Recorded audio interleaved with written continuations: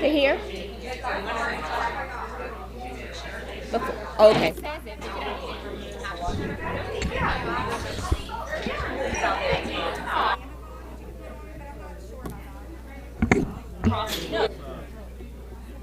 That's that man we just did.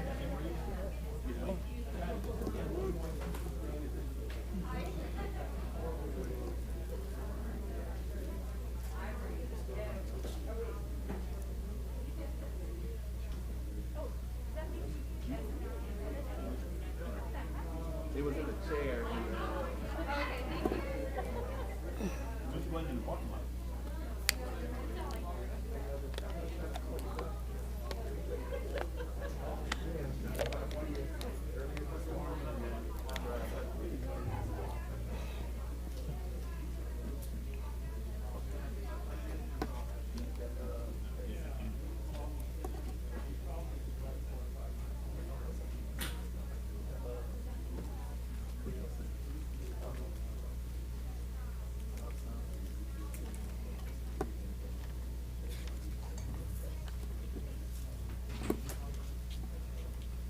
They're taking their stuff out of the car, so they're running late. ROTC. Where were they? Were stuck in traffic. You know, like we gonna wait 20 minutes for them? No, she said they had just pulled up. Oh, okay. Yeah, so they should. Yeah.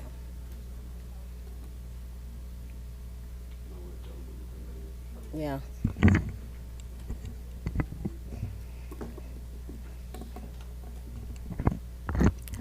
We're waiting for ROTC to get here. They just pulled up, so we're waiting for the high school students to get here. That's why we haven't started yet. Thank you for waiting.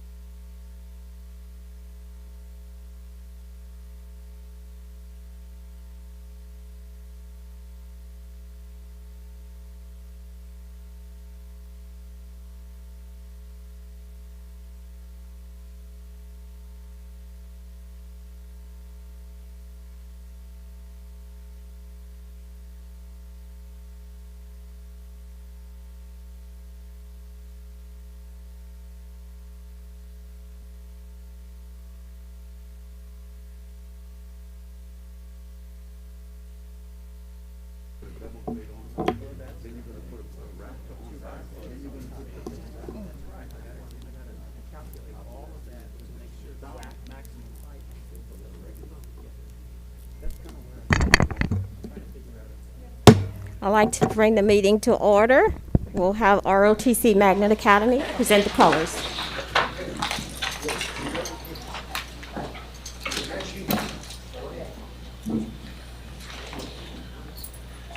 Forward. Right. Left. Left. Right. Right. Right. Left. Left. Colors. Hold. Left. Face. Freeze and colors.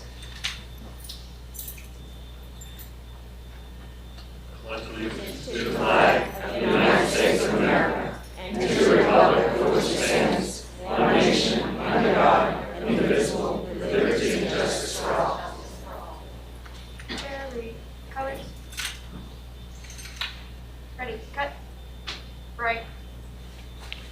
Face. Forward.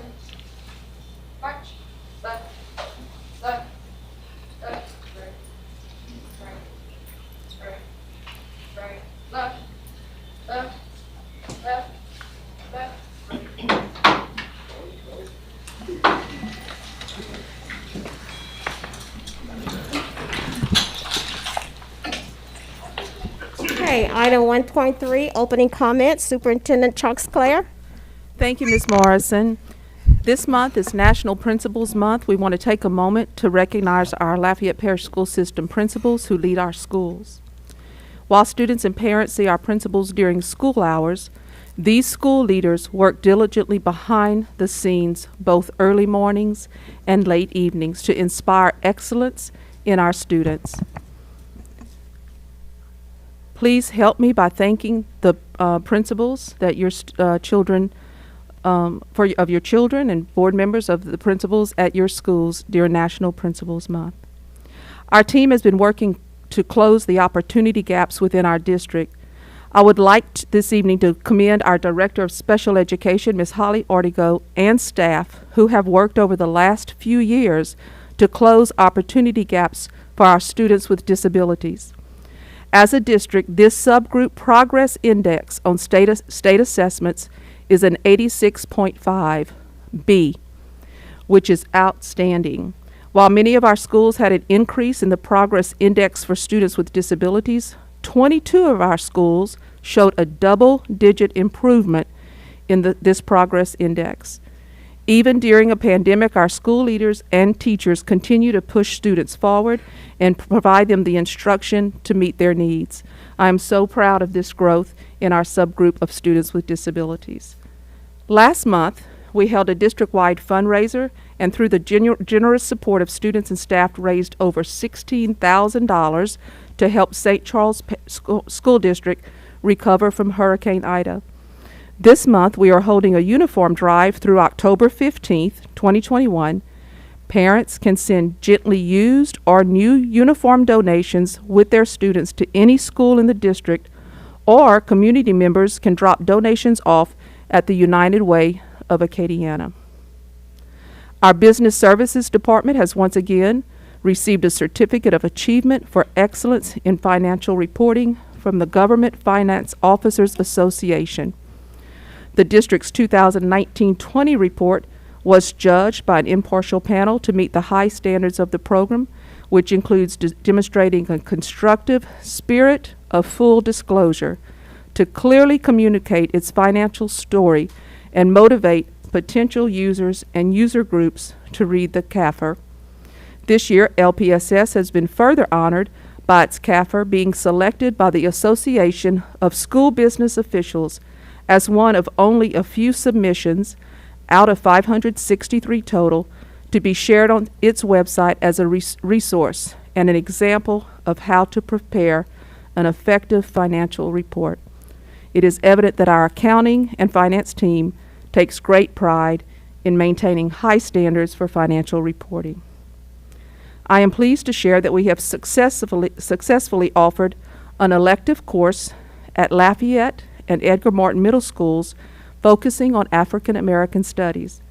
Approximately 30 students have selected to participate in this course. We look forward to reporting back to you the variety of learning opportunities and co-curricular activities that students will be a part of in this newly developed course. The Bayou Church will host a drive-through event for our transportation department on October 21st, 2021 from 9 to 10:30 a.m. to celebrate Bus Safety Week.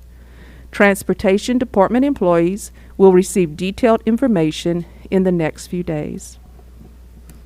Last month, we celebrated National Literacy Month. We want to thank our community partner, Junior League of Lafayette, who donated novels to LPSS this month. These novels are being distributed to students so that they can have their own copy to bring home and read outside of the classroom. As a reminder, our gifted and talented program is now open to inquire about our talented music, theater, and visual arts programs. The first round of submissions is due October 22nd, 2021. Madam President, this concludes my opening comments. Thank you, Superintendent Chucks Claire. Now we'll move on to litigation. We have two items. I'll read both items and ask for a motion to go into executive session. Item 2.1, discussion and or action concerning prospective litigation. Item 2.2, discussion or action concerning prospective litigation. Madam President, I move that the board enter into executive session to discuss strategy and prospective litigation in two separate matters in light of formal written demand which has been made by Priscilla Obey and Geraldine Nickerson relative to each person's workers' compensation claim. Okay, I have a motion by Mr. Centeni and a second by Mr. Lachele. All in favor? Aye. Okay.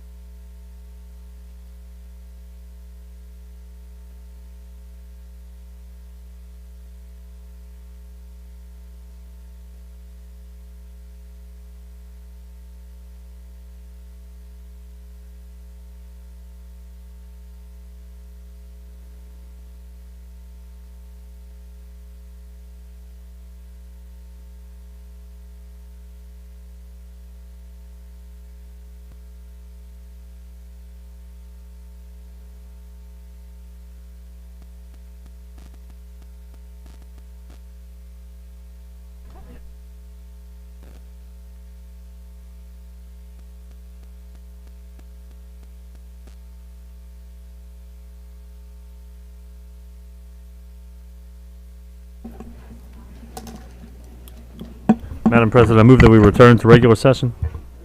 Thank you. I have a motion by Mr. Centeni and a second by Mr. Lachele to resume regular session. And all in favor, Mr. Aye? Okay. Mrs. Centeni, would you like to? Can we close the back door? We're having trouble hearing.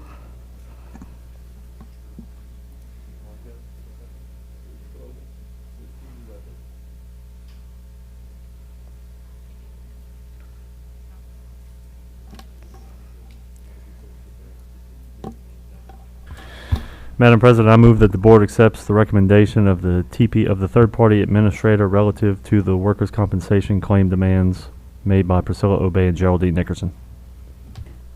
Okay, I have a motion by Mr. Centeni and a second by Mr. Lachele. All in favor? Aye. Okay. Next, we'll move on to information items. Our first information item is 3.1, Lafayette Public Library millage renewal election. And we have Mr. Danny Gallant, Library Director, and our speaker, Mr. Joan Savoy, Library Foundation President. Come up and speak.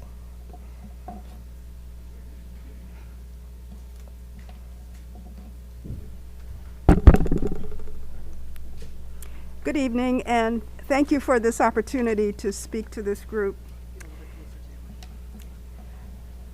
My name is Joan Savoy, and I am the president of the Lafayette Public Library Foundation. I also have with me today the director of Lafayette Public Library, Mr. Danny Gallant, who is right over there. And the reason that we're here today is to impress upon you the importance of the millage renewal for the library system. Over the last several years, the system has lost a tremendous amount of funding due to changes in direction of some of the funding, and also because a previous millage was not approved. As a result of that, the library is currently functioning at a deficit of $1.3 million a year. If this millage is not approved, what will happen is the library will actually have a deficit of over $5 million a year. And obviously that's something that is not sustainable. So what we're encouraging people to do is to go out and vote. The election for the millage is on November 13th. And we're not telling you how we would like for you to vote, although obviously we have some things that we prefer. But the most important thing is for everyone to get out and vote so that the public can be represented on this very important issue. Especially since you are a group of educators, we know that you understand the importance of the library system, and you understand how crucial it is to our school children and to the community in general. In order for the community to be considered a top-notch community, it's necessary for us to have a top-notch library. We already have the top-notch library because it's an award-winning library system throughout the state of Louisiana. What we need to do is to renew the millage so that the funding cannot be further depleted. So those are all my remarks. I don't know if there might be any questions or if you have time for questions. Okay. Mrs. Centeni?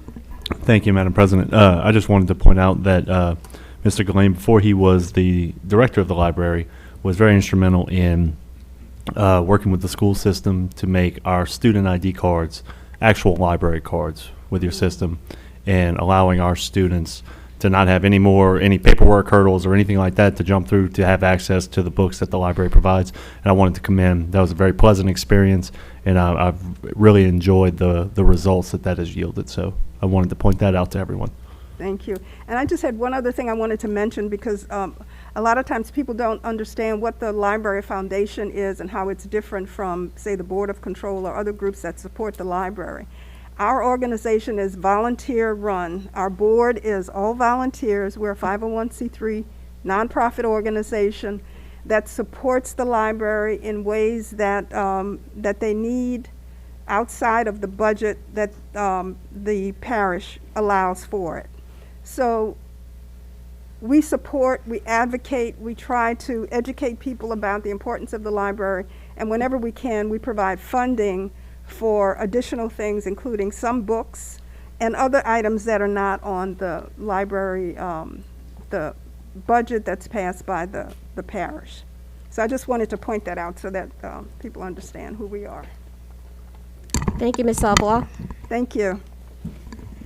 Okay, our next information item is Employee Retiree Insurance Advisory Committee vacancy announcement. Is there anyone here to speak on that? So we just want everyone to know that there is a vacancy on this committee, and if you're in, okay, go ahead.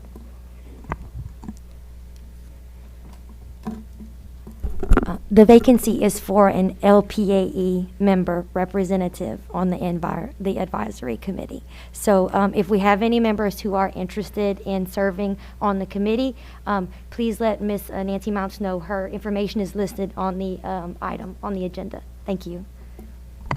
Thank you. Okay, next information item, 3.3, update on donation of books to LPSS middle and high school students. Mr. Broussard. Thank you, Madam President. I want to thank the administration, especially Dr. Mark Robley, for putting the program together, the pilot program that we put at Edgar Martin and Lafayette Middle, and donation of the books to every middle school in the parish of Lafayette and every high school in the parish of Lafayette. And the two books are Bending Toward Justice and Vanguard. Bending Toward Justice is the journey of the civil rights movement that started in the late 50s, and some of the same challenges that they had in the 60s is still fighting today.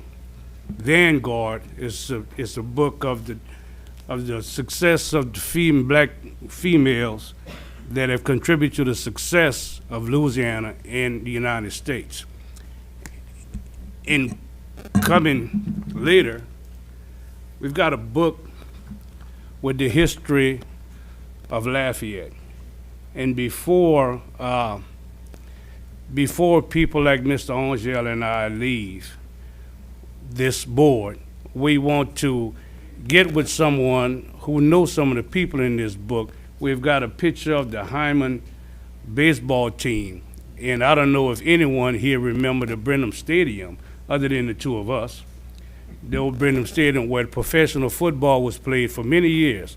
Some of the best baseball players from around the country played on North University for many, many years. So we're trying to revamp the history of Lafayette along with the history of the country in these two books. So thank you so very much, Superintendent Dr. Robley, for putting this program together.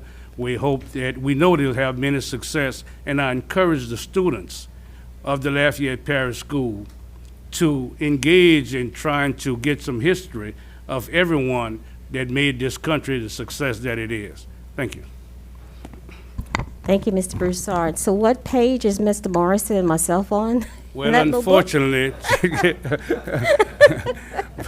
you only, well, you know, you always got to comment. We make history when we get older.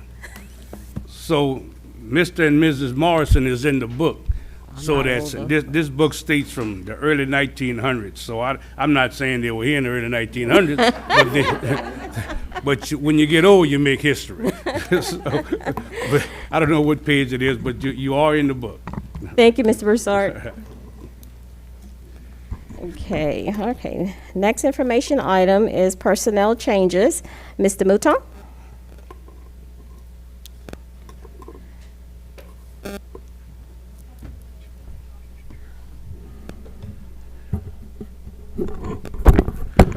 Good evening, Ms. Morrison, the board, Ms. Trosclair. I have 3 principals and 1 director to introduce to you this evening. The first principal is Ms. Brendy White. She is the new principal of Acadian Middle School. Ms. White has 12 years of experience as an educator. She earned her bachelor's degree in biology at Hampton University and her master's degree in educational leadership at Regent University in Virginia Beach, Virginia. Ms. White has worked in Virginia at North Fork Norfolk Public Schools as a special education teacher, special education department head, and as an assistant principal. Most recently, Ms. White has served as an assistant principal at Burrow Bridge High School. Ms. White is committed to meeting the needs of the young scholars at Acadian Middle School. And as principal, it will be her mission to drive and support the goals and visions of Acadian Middle School. Ms. Brenda White, principal of Acadian Middle.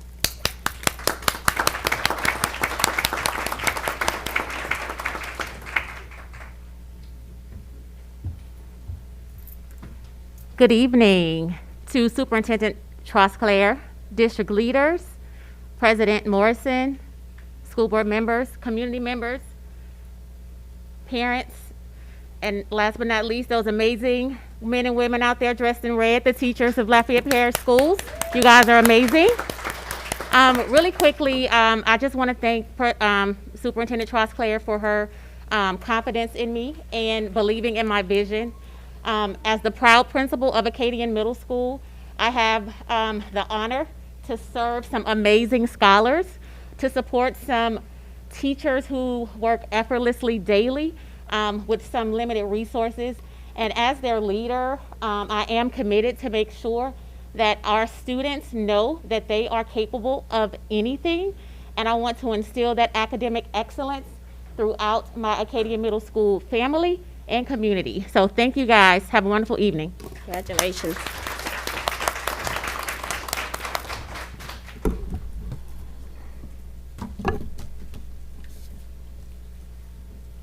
Up next, we have Miss Nancy Crater, and she is the new principal of Green T. Linden Elementary School.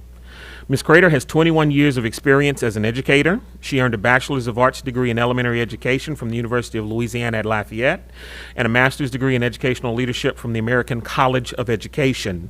She has taught at Alice Boucher and Ridge Elementary Schools. She has also served as the instructional strategist at Ridge Elementary School. Most recently, she has served as the assistant principal at Green T. Linden Elementary School. Ms. Crater looks forward to continuing the tradition of academic excellence at Green T. Linden as the faculty, staff, students, and Green T. Linden community grow together to learn and come together to use knowledge and be successful. Ms. Nancy Crater, principal of Green T. Linden.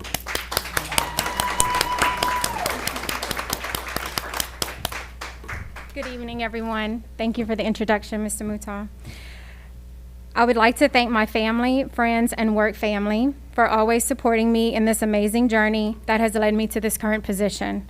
Thank you to Ms. Trosclair and her administrative team for trusting me with this appointment of principal at Green T. Linden. I am honored and humbled to step into this position after serving my cool cubs for the past 2 years, and I vow to give all to my students, staff, and parents at Green T. Linden. It is my hope to continue the growth and progress that our former principal, Ms. Richard, has achieved over the past years. As I move forward as the leader of Green T. Linden, I will remain focused on meeting the needs of all students, both academically and emotionally. I pray that God continues to bless me with the loving support that I have received from my family, staff, students, parents, and my LPSS supervisors and my LPSS peers. Thank you. Congratulations.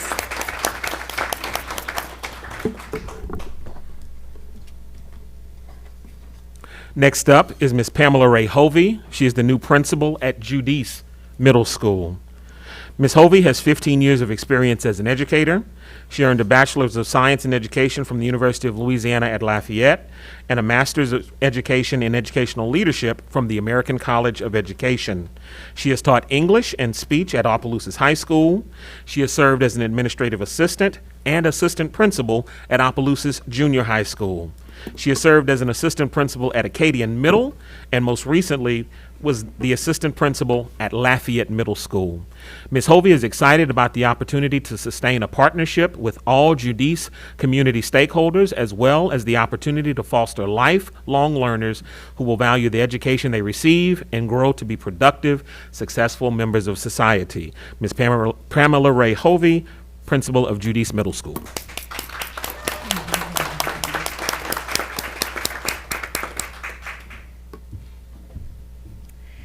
Good evening.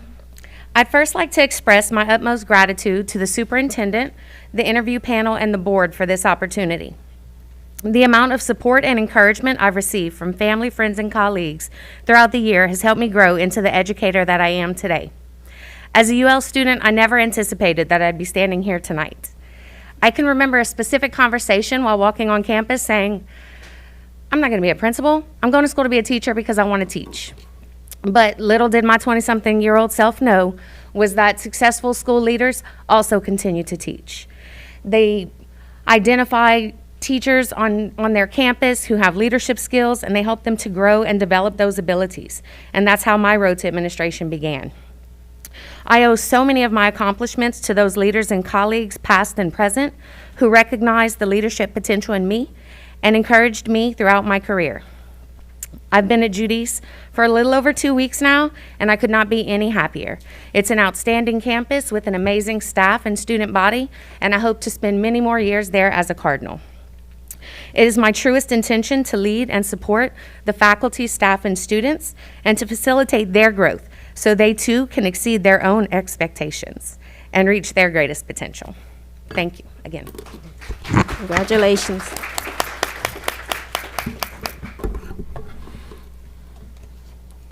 And my last introduction of the evening, Mr. Jerome Robinson, the new Director of Child Welfare and Attendance. Mr. Robinson has 25 years of experience as an educator. Mr. Robinson earned a Bachelor of Science in Health and Physical Education and Social Studies from Grambling State University and a Master's of Education in Administration and Supervision from Southern University and A&M College. Mr. Robinson taught special education and coached high school basketball and track and field at Opelousas High School. He was the head boys basketball coach and administrative assistant at Eunice High School. He has served as the principal of North Elementary School, Krotz Springs Elementary School, and North Central High School. Most recently, he has served as the supervisor of child welfare and attendance and athletics for the St. Landry Parish School Board. Mr. Robinson knows that he has been fortunate to work in a number of communities in a variety of capacities throughout his career. This experience has allowed him to understand and respect the value of all stakeholders in their contributions to educational institutions. He looks forward to continuing his work with students and keeping them engaged and ensuring they are on the right path. Mr. Jerome Robinson, the new Director of Child Welfare and Attendance.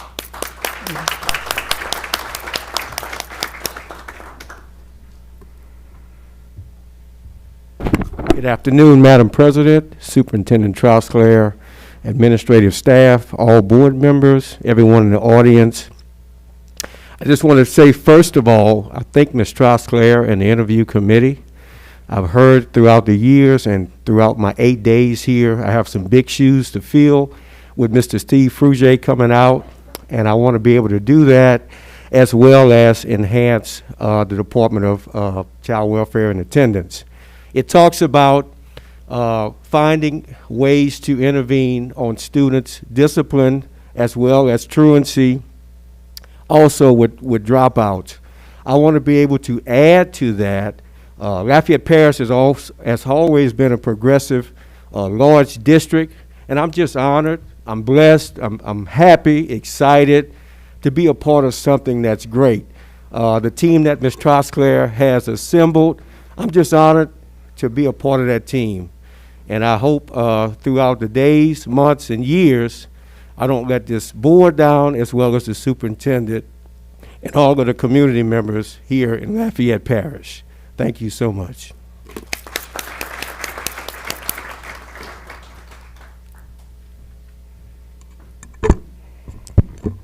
Okay, next information item is monthly facilities update. Mr. Bordelon.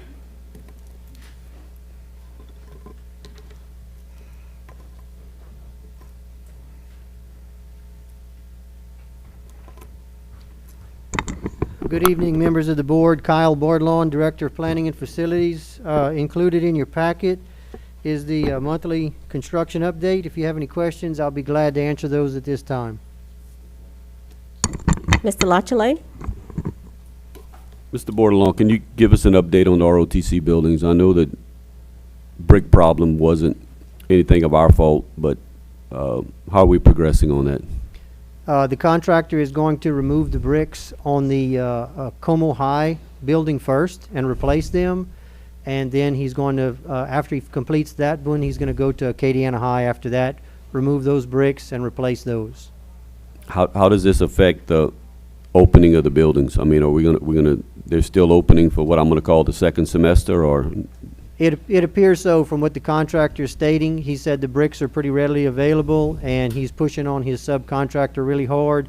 They have a fair amount of work to do on the inside of the building still, so both of those things are going on at the same time, the exterior work and the interior work. Thank you.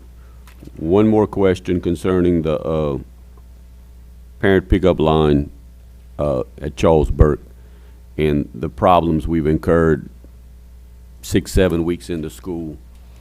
Was that thing built properly? What material was used for it to wash out as bad as it did? I mean, for $97,000, we shouldn't be having problems 6 to 7 weeks into school, even with the amount of rain we had.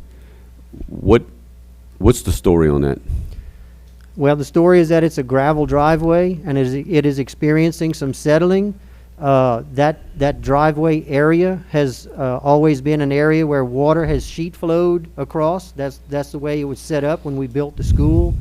When the contractor was installing the driveway, he dug down as much as 3 feet down to dry out the dirt that was already down there.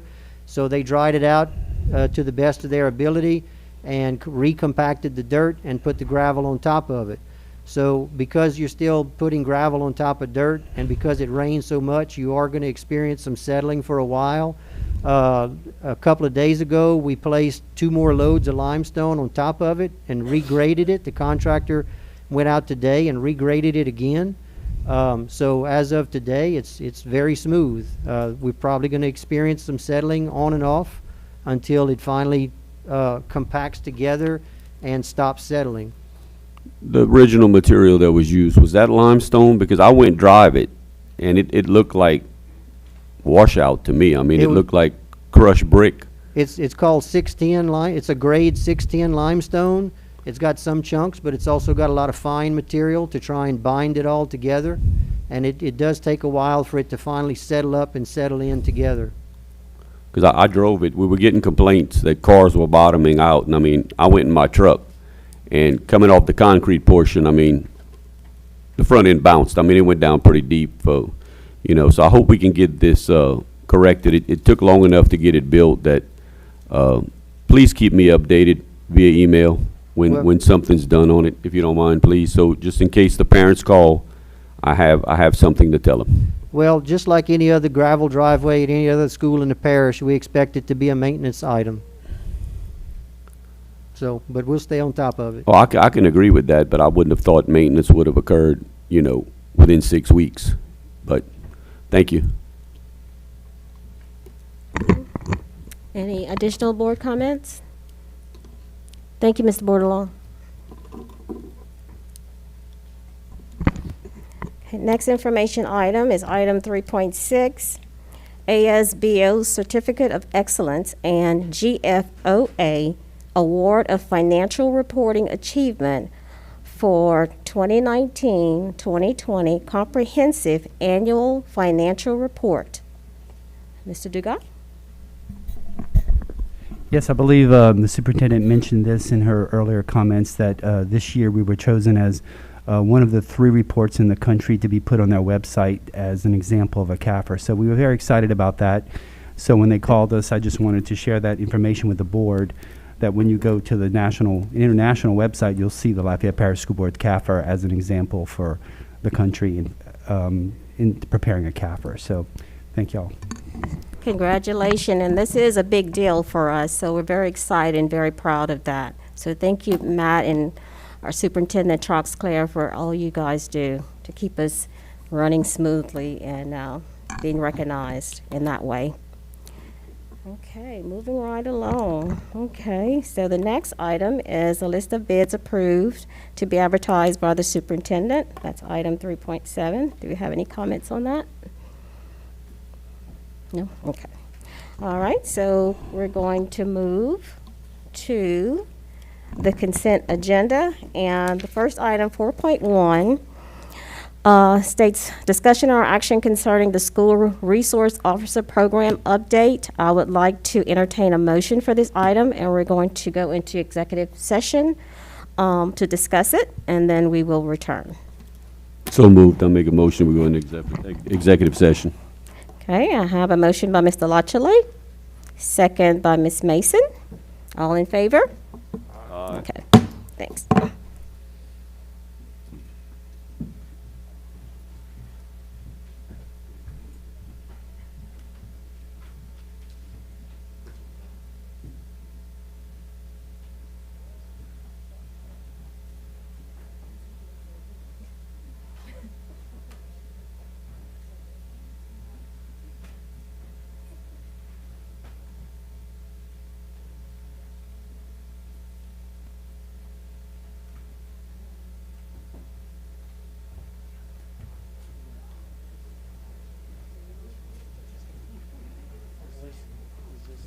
Just run from here.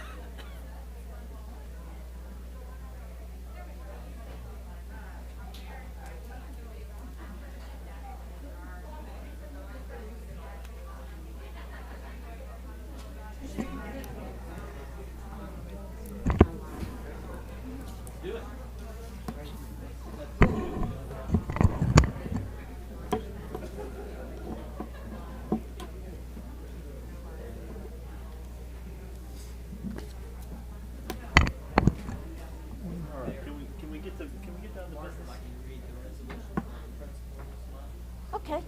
Hey, so, Okay. so let me propose that we do something tonight for the resolution. We don't need to pull them. We can just read them when we get down to approve all items not pulled. So we don't have to make like 15 different motions. Whatever he says, I'm okay with. What you think, Ms. Moore? I think we should do it right like we normally do it. That's okay. We're not going nowhere no time soon. Where's the people? right. Where's my people? Okay. Four, we need one more. We need one more. I can hit it with less than. Okay. So we're going through the consent agenda and we're pulling. Yes. Yes. No, we're gonna do what we normally do. No, she says we're going to pull them. Yep. That's what I said. What the boss said. You gotta- Okay. you gotta look at some stuff that people don't want to pull.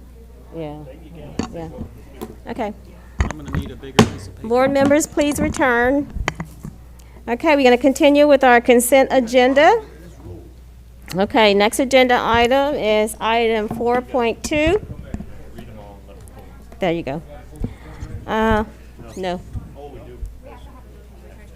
Okay. Madam President, I move that the board returns to regular session.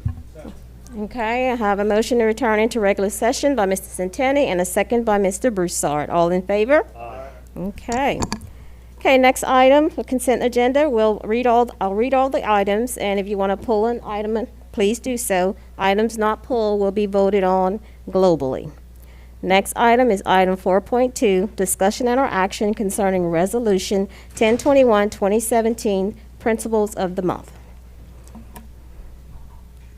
Want to pull that, Dr. Eckler? Yes, pull that, please. Okay. Item 4.3, discussion and or action concerning an appraisal for property located at University Avenue and Willow Street and authorizing to negotiate the purchase. Anybody want to pull that? No? Okay. 4.4, discussion and or action concerning the 2021-2022 Learn Lafayette reopening plan. Pull that, please. Okay. Item 4.5, discussion and or action concerning resolution number 1021-2011 for the intergovernmental agreement between the Lafayette Parish School Board and the City of Youngsville for the shared use of facilities.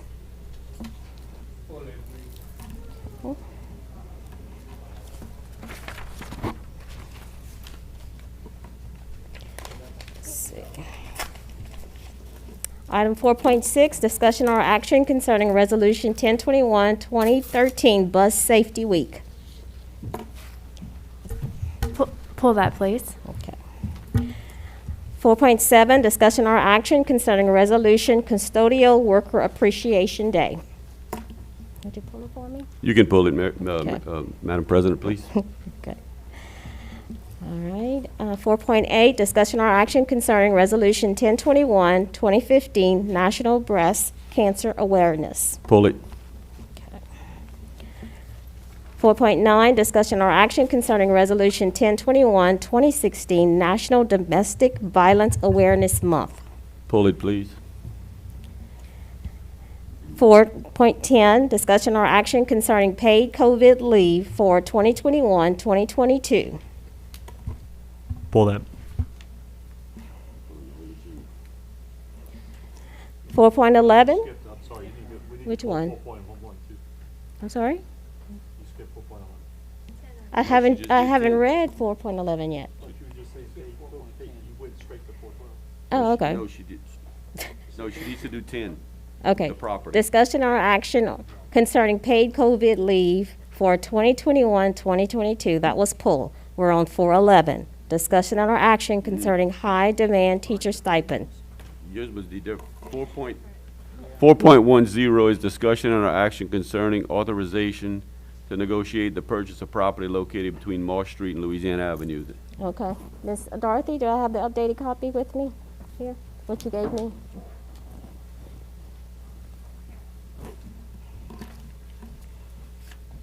We didn't pull that one. Okay. Let's see.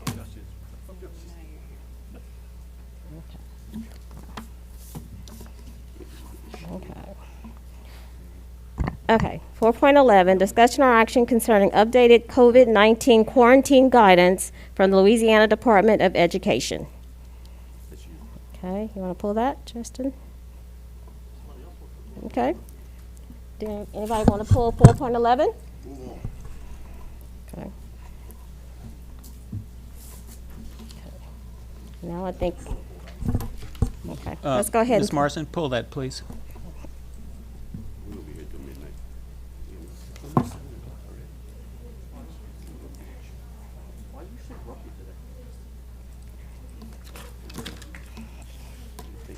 Okay, 4.12, discussion or action concerning paid COVID for 2021-2022. Okay, that was pulled, okay. 4.13, discussion or action concerning the high demand teacher stipend. Anybody want to pull that? No? Okay. All right. 4.14, discussion or action concerning the high demand returning teacher stipend. Oh, okay. 4.15, discussion or action concerning salary schedule revision athletic trainer CTTIE teacher pay scale.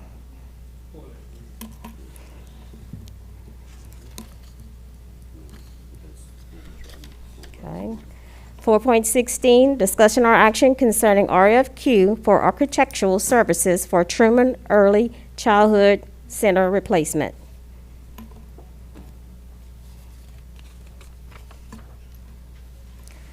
.17, discussion or action concerning budget revision to self-funded construction fund.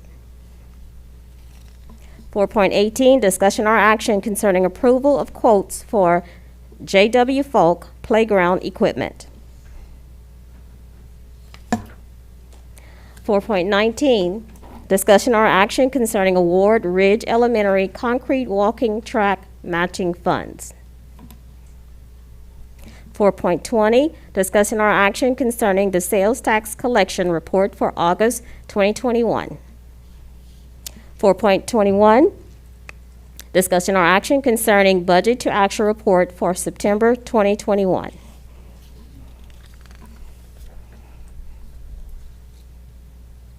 .22, discussion or action concerning the grant fund summary for September 2021. 4.23, discussion or action concerning 2021-2022 first quarter budget revision for applicable funds. 4.24, discussion or action concerning award bid 2022 bathroom tissue and dispensers.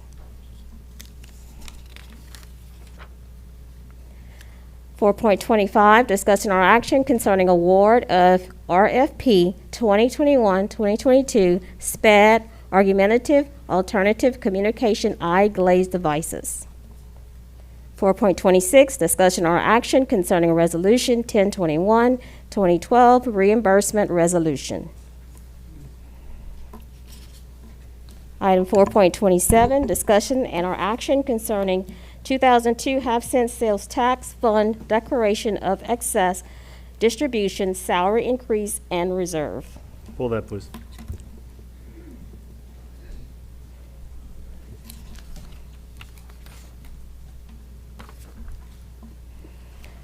4.28, discussion or action concerning business services staffing changes and related budget revisions.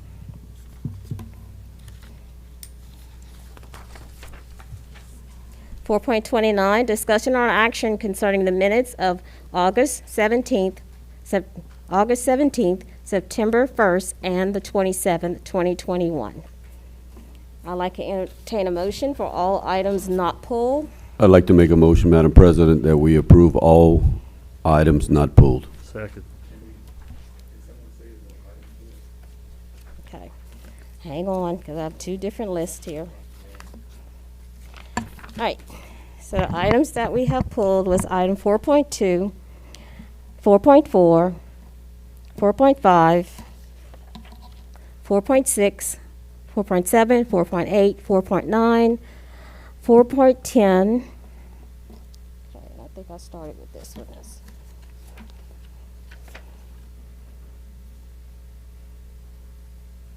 4.11,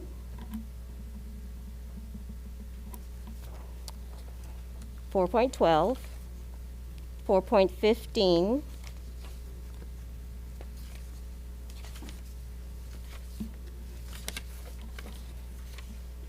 4.27, and that's it. Did I miss any? I'm sorry?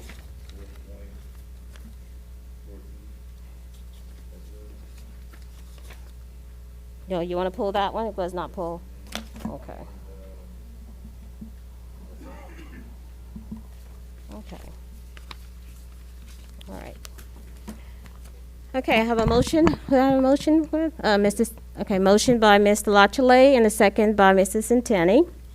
Do I have any public comment? Yes. Okay. Okay, come on up.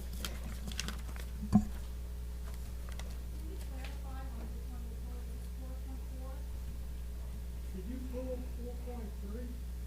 Yes, sir. Okay, so we can discuss that item? Yes, all items not pulled.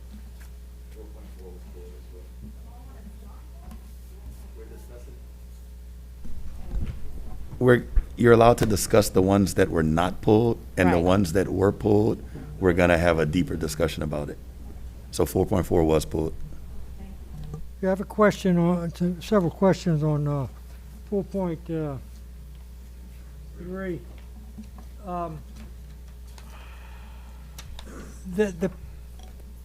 I guess we anticipate putting a school there, and what school would that be?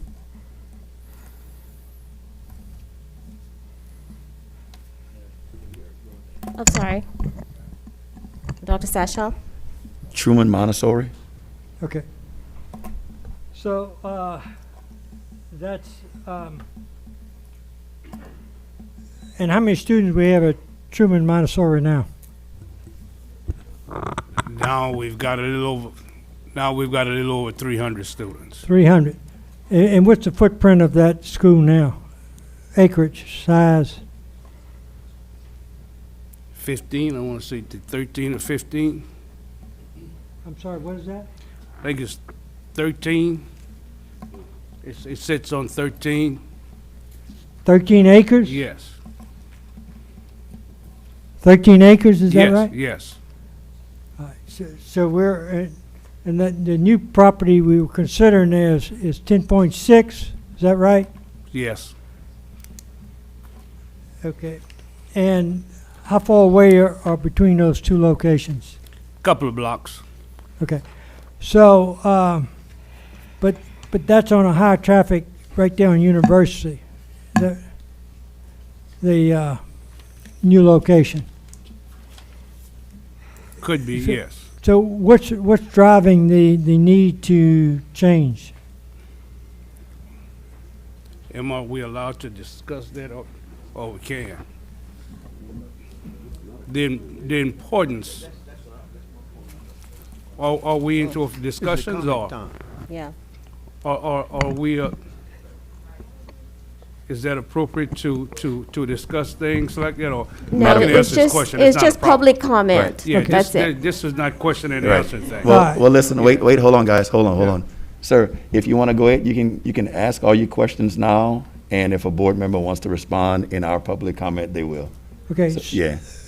I think the proposal, the details call for using ESSA funds. Is that correct? Just go ahead and ask all of your It's questions. just- Excuse me, it's just public comment. There's no question and answer session here. It's only public comment on items not pulled. Yeah, I'm just trying to enlighten the whole audience. So, and find out more about what's driving the need and everything else. But I thought Essex was more related to COVID-related problems and not to rebuilding schools, or building new schools. So, I would think that we'd want to research that problem before we go to expense and trouble to go through an acquisition phase when we don't know if that would be approved.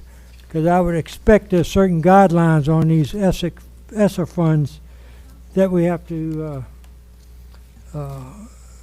be considerate of. And also, I think that new location probably be close to the lofts, which are kind of that new housing that is being built, and I thought that was more adult housing rather than Okay, public children. comment is 3 minutes, and your 3 minutes are up. I'm sorry. What's that? Public comments are 3 minutes, and your 3 minutes are up. Do we have any additional comment on items not pulled?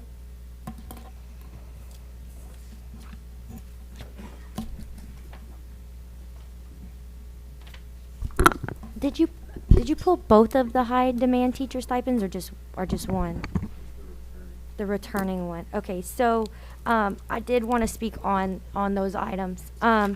Julia Reed, Lafayette Parish Association of Educators. And while we do support recognizing our teachers in the transformation zone who have probably the hardest jobs in our district, we would also like to offer some feedback on what would attract teachers to that area. Talking to my members who work in the transformation zone and who do also not work in the transformation zone, money is a concern because they tend to work more hours at their school, so they would like to get more money. But far and above, the thing that keeps people from working there or wanting to stay there is not money. It is what they find to be the excessive workload that they are required to complete as a teacher in those schools, and the excessive amounts of meetings that they're required to attend. And in this year, it's also been added onto that the longer dismissal times due to car riders, and also transportation issues. So if we're going to be talking about retaining teachers, it needs to go beyond money, because when I talk to them, their number one issue is not money, it's workload. And they feel like they are not being respected. So if we're going to be talking about how to retain teachers, how to get them to come to our most vulnerable schools, we need to make sure that we're opening that up to something beyond just money. I know that, yes, ma'am. I think your 3 minutes are up. Okay, thank you. I'm Thank sorry. you. And we have any additional comments on items not pulled?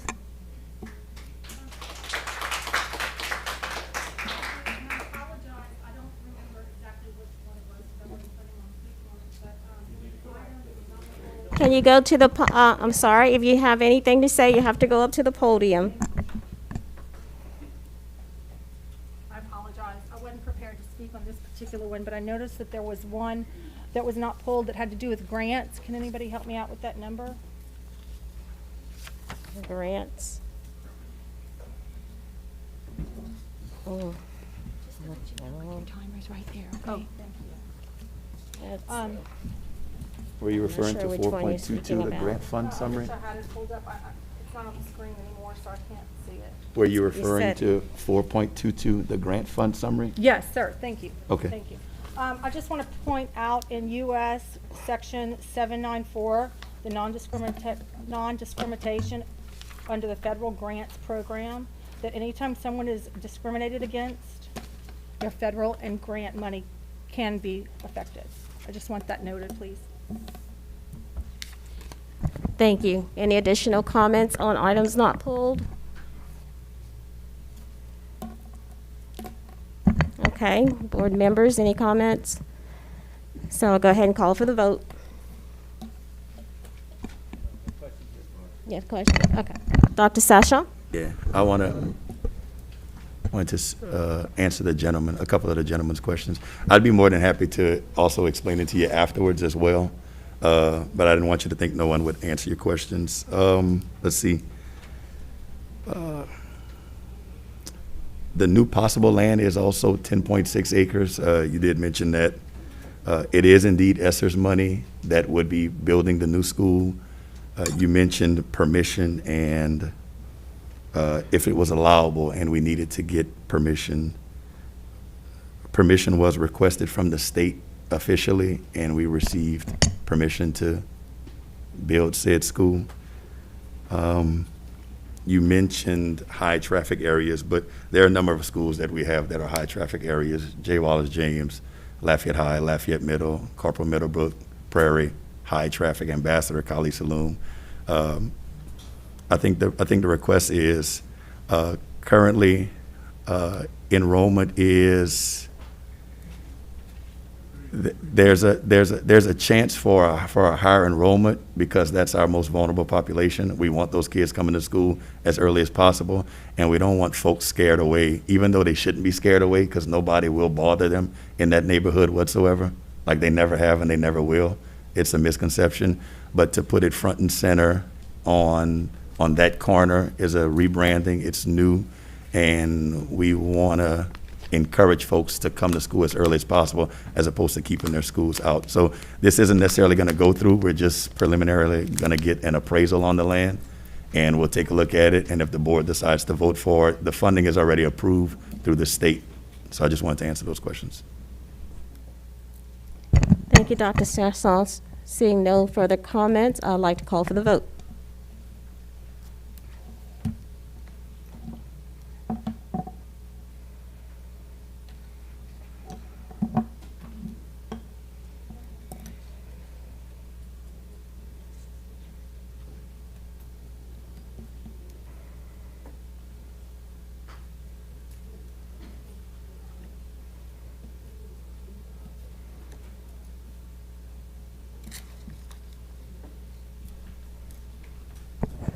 Eight, for, none against.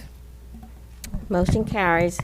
Next item pull is item 4.2, discussion or action concerning Resolution 1021, 2017, Principals Month.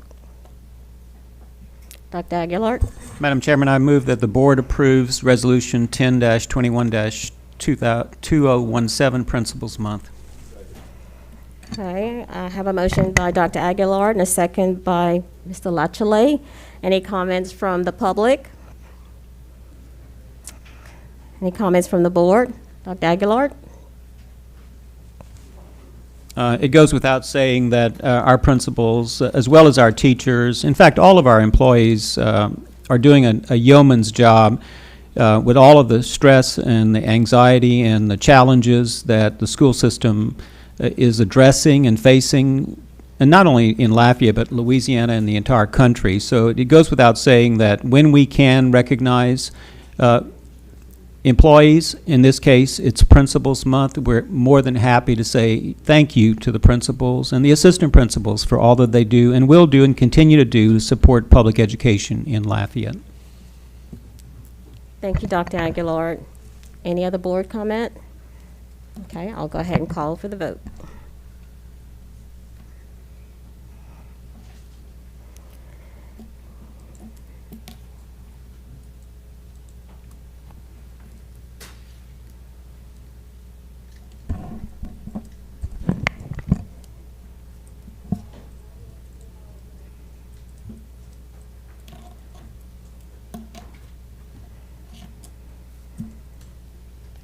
Seven, for, none against.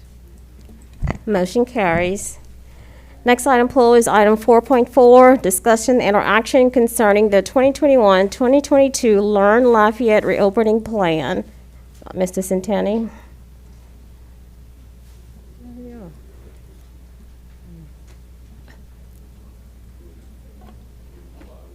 Yeah, we'll go ahead. We'll come back to this one. Okay, item 4.5 was pulled, and is discussion and or action concerning resolution number 1021, 2011, for an intergovernmental agreement between the Lafayette Parish School Board and the City of Youngsville for the shared use of facilities. It was pulled by Mr. Arrow. You need a motion.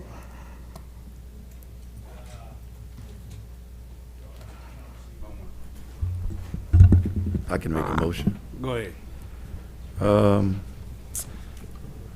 I'd like the board to, let's see, motion to approve, was that? Go ahead. Go ahead. Motion to approve and adopt the resolution and direct and authorize the superintendent, Charles Clare, to execute an intergovernmental agreement with the city of Youngsville necessary to effectuate intent of said resolution for LPSS schools to use the city of Youngsville sports complex and the city to use LPSS schools recreational facilities for competitions or practices held by teams participating in the city's sports leagues. Okay, I have a motion by Aston. Do I have a second? Second.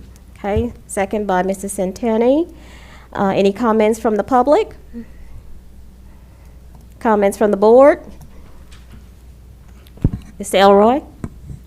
Madam President, my question, I don't know if I'm not reading this correctly. If we enter into an agreement that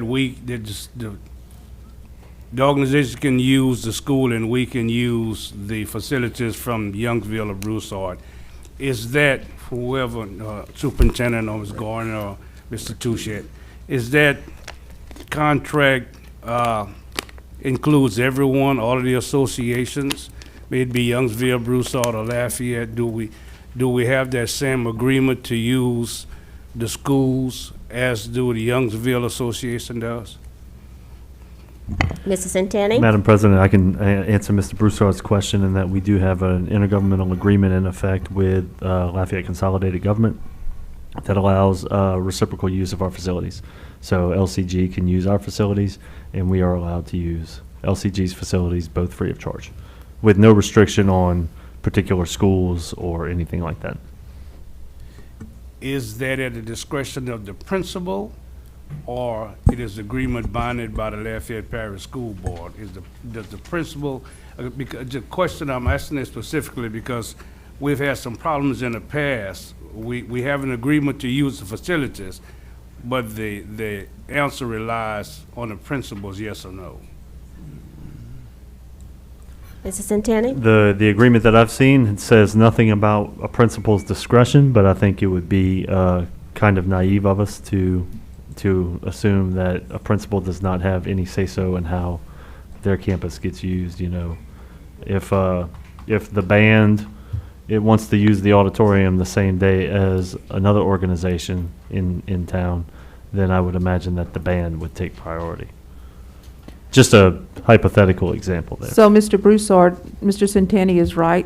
The request does originate with the principals at each school. They're the ones who have to make sure that there's not something else going on.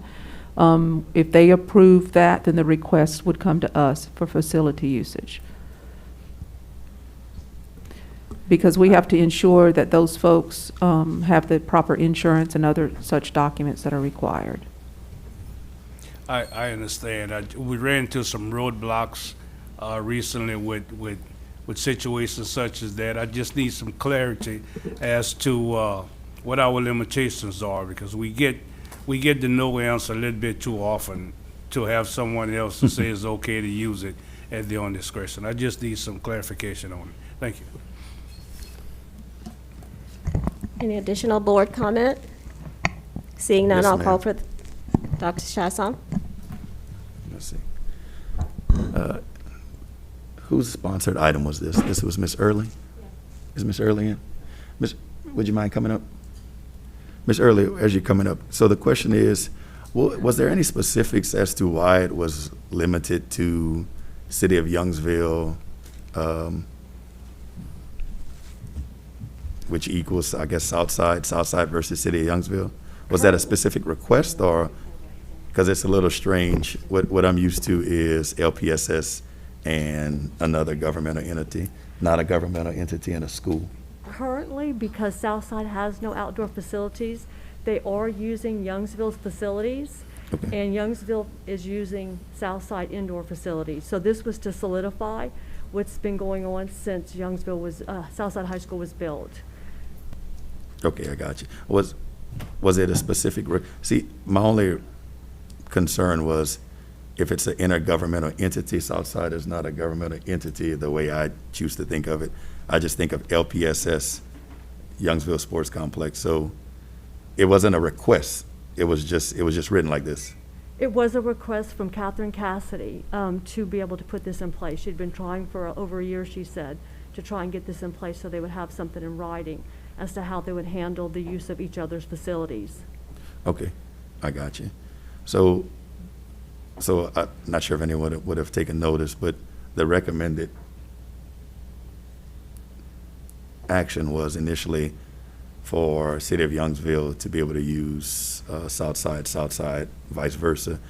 So my only request is that I'm changing, per the board's discretion, that it be considered Lafayette Parish School System, Youngsville Sports Complex, and vice versa, so everyone can use it. So currently, there's an intergovernmental agreement that Brown Park, K-Side, Sly-Side, SATs, if your kid plays recreation ball, your kid can go and use Northside for free, Lafayette Middle for free, Milton, Youngsville Middle, and vice versa. The school should be able to reciprocate said use. Not sure it always equals that, per what Mr. Broussard is saying. I can think of plenty of times that we'll turn around and ask to use a facility with the city and met a little resistance. It's always booked. If it's booked, we can't argue that. But subsequently, to further that argument, if the intergovernmental agreement is exactly what I think it is, then we should have been able to use Clark Field for free. Maybe I'm mistaken. If someone could look that up. If indeed we were supposed to be getting Clark Field for free as some type of reciprocation and we haven't, I'd like all our money back. Thanks.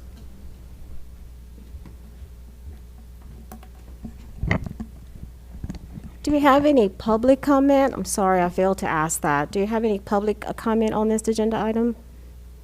Okay.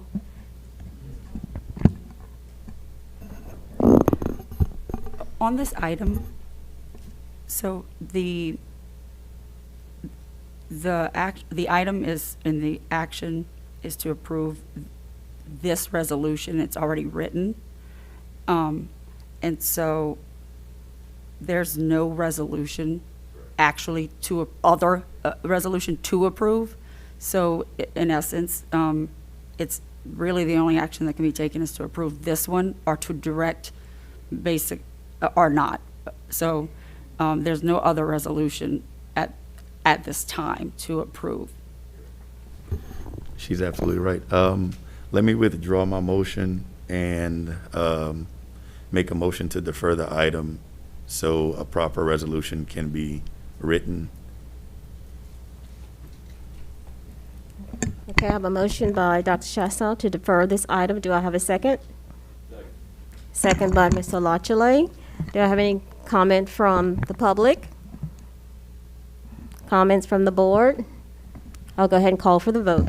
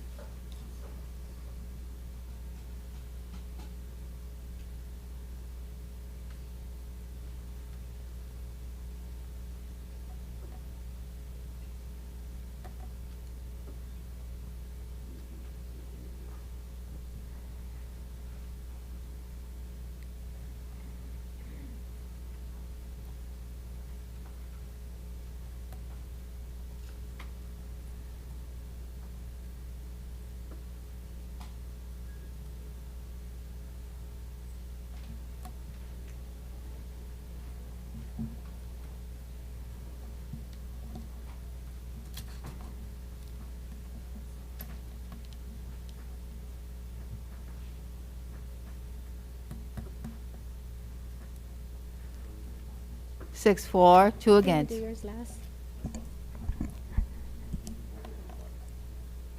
Motion carries. Next item pulled is item 4.6, discussion or action concerning a resolution bus safety week. And that was pulled by Ms. Mason. All right. Thank you, Madam President. I'd like to just go ahead and read the resolution because I feel like... I think you gotta make a motion. I'm sorry, may I make a motion? A motion that the board approves Resolution 1021, 2013, Bus Safety Week. Okay, I have a motion by Ms. Mason and a second by Mr. Angel. Do we have any comments from the public? Comments from the board? Ms. Thank you. Mason? I'm just going to go ahead and read the resolution. All right. Lafayette Parish School Board Resolution 1021, 2013. Whereas National School Bus Safety Week, held annually during the third full week of October, is an active and evolving public education program that encourages parents, students, teachers, motorists, school bus operators, school administrators, and other interested parties to join forces and address the importance of school bus safety, with this year's theme being one bus plus one driver equals a big impact on education. And whereas school buses are the main form of transportation to and from school for many students, and thus they have a direct impact on student punctuality, attendance, and success. And whereas the entire transportation department bears tremendous responsibility devising complex routes and schedules, helping families make transportation arrangements, maneuvering traffic in various road conditions, maintaining behavior on the bus, and ensuring the safety of their most precious cargo. And whereas the first school district employees who greet many of our students each morning and the last who say goodbye each afternoon are our school bus drivers.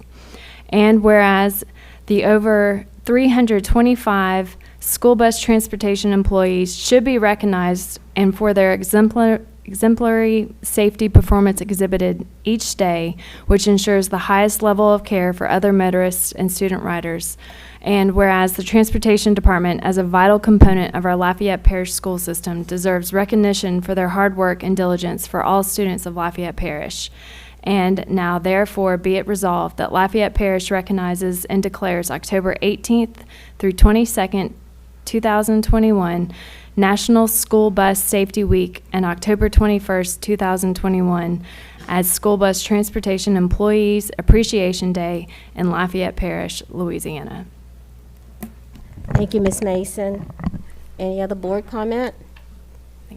Yes, Ms. Mason? Originally, Kate LeBeau put this on the agenda and asked me to read it for her in her absence.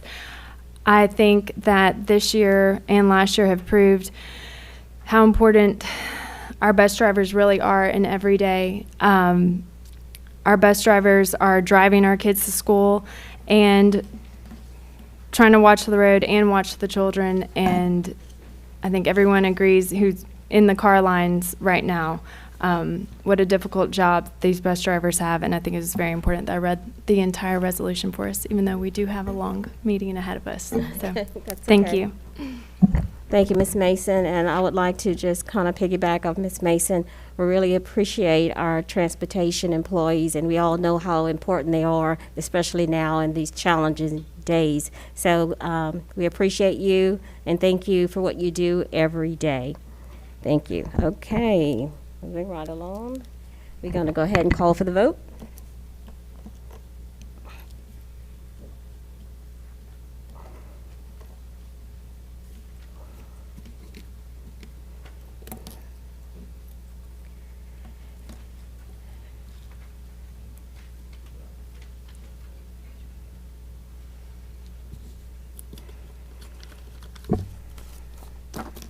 Eight, for, none against.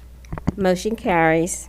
Next item, pull, is item 4.7, discussion on our action concerning Resolution 1021, 2014, Custodial Worker Appreciation Day.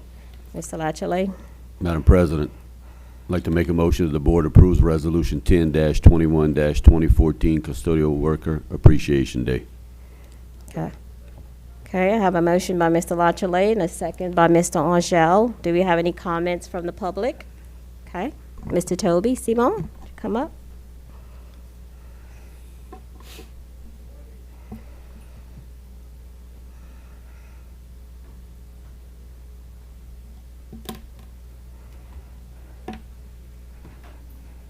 Good afternoon, everybody. You can bring it up, Toby. Speak a little bit louder. Good afternoon, everybody. I want to thank, from the last meeting, when I came the last time, I asked to honor all the custodians for my behalf, and like try to give us at least a week for us to let everybody know that we important to the school just as everybody else. So today I came back to work from home, from helping everybody out. I came back to my school, and they had Custodial Appreciation Week with my name on it. They had the custodial staff. They even had me food on the table. So I really want to thank Lafayette Parish for coming out and supporting the custodial staff on my behalf, and I thank y'all.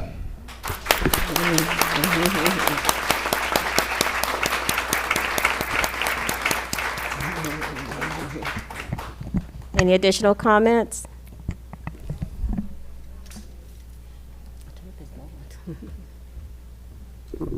Hello, my name is Caroline Miller. I'm a teacher here in Lafayette Parish. I'm glad that the gentleman before me had the experience that he did. And I wasn't here to speak on this, but when I noticed something else in the meeting, kind of shocked me actually. I believe that every single person that works in the school system definitely deserves to be appreciated. However, I think there's a big difference between a Principal Appreciation Month and a Custodial Appreciation Day. And I feel like that sends a big statement by the Lafayette Parish School Board as to who are the priorities and who they really appreciate. Do I think our principals deserve a lot? Yes, but you have a Principal Appreciation Month, a Teacher Appreciation Week, and a Custodial Appreciation Day. And I don't think that equals out to what our custodians really do for us and how much they should be appreciated. So, thank you.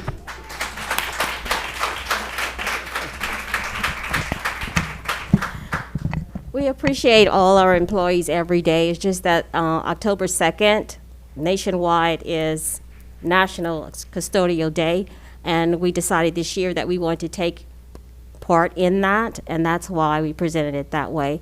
But on a day-to-day basis in all schools, I know everyone is appreciated, especially now in these trying times. I could guarantee you we appreciate everyone that's on campus. But thanks for your comments. Any board comment or any additional? No? I'll go ahead and read the resolution. Okay, thank you, Ms. President Archuleta. Morrison.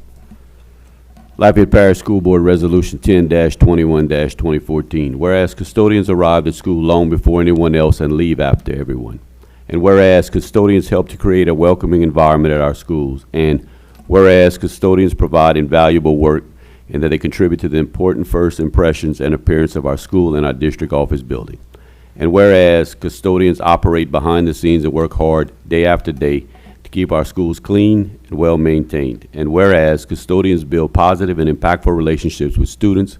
And whereas custodians in the Lafayette Parish school system perform a long list of duties that are greatly appreciated and very important. And whereas custodians frequently go beyond the call of duty to help keep schools safe.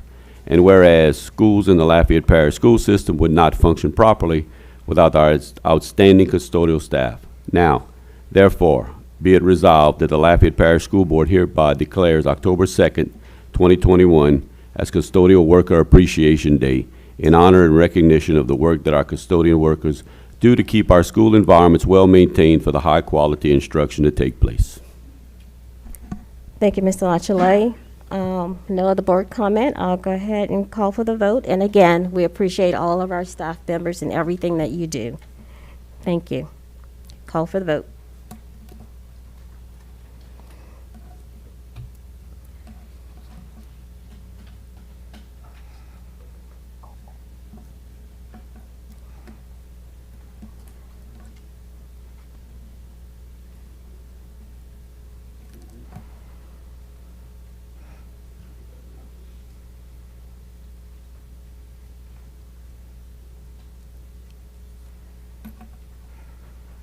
Eight for, none against. Motion carries. Next item, pull, is item 4.8, discussion or action concerning Resolution 1021-2015, National Breast Cancer Awareness Month. Mr. Lachele? Madam President, I make a motion that the board approves Resolution 10-21-2015 National Breast Cancer Awareness Month. Okay, I have a motion by Mr. Lachele, second by Mr. Angel. Any comments from the public? Mr. Lachele? This is a resolution we put on the agenda every year to coincide with the National Breast Cancer Awareness Month. Sometimes when you sit up here and have a platform, it's good to use it for positive. And we put this resolution on every year just to make people aware of breast cancer. That's why we wear pink. And the resolution is attached to this as it is every year. Any additional board comment? Seeing none, I'll go ahead and call for the vote.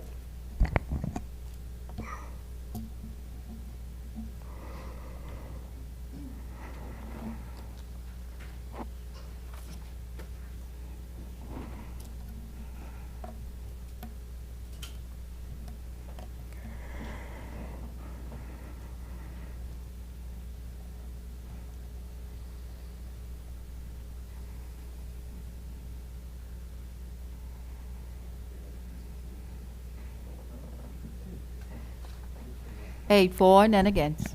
Motion carries. Next item pulled is item 4.9, discussion or action concerning Resolution 1021-2016 National Domestic Violence Awareness Month. Mr. Lachele. The board approves Resolution 10-21-2016 National Domestic Violence Awareness Month. Okay. Motion by Mr. Lachele, second by Mr. Angel. Any comments from the public? Comments from the board? Madam President, this was added a couple of years ago. An employee of ours, and I'm going to mention her name, Ms. Roxanne Martin. She's not here this evening, but she came and told her story about domestic violence. And once again, having a platform, we decided it's best to put this on every month. It coincides with Breast Cancer Awareness Month. To bring a little more attention to domestic violence. I think it's kind of a hidden secret out there, and to maybe make people understand that speak up, someone will listen, and the color for that's purple. So that's why I kind of sorted on match and have a wild purple tie on tonight. But it's to support Miss Martin and all those who have been affected by domestic violence, and the resolution is attached. Thank you. Any additional board comment? Seeing none, I'll call for the vote.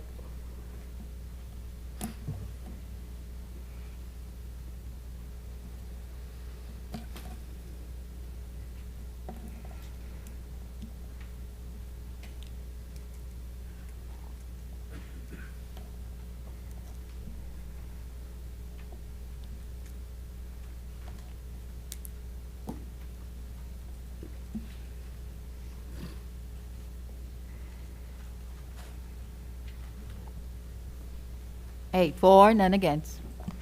Motion carries.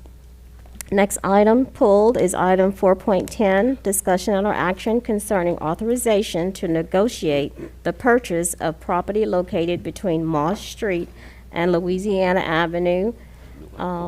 Let's pull. Nobody pulled it? Okay. Okay. Next item we have pulled is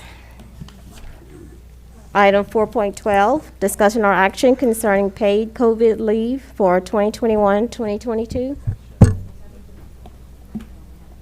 You want to make a motion? have to approve 10. Go ahead, 10. Well, no, 10 was pulled when it was mistaken Yeah, off of the yeah. old agenda. We're gonna do those last, okay? They'll just follow the order, okay? All right, so we were on 4.12, discussion or action concerning paid COVID leave for 2021-2022. Dr. Sassoff?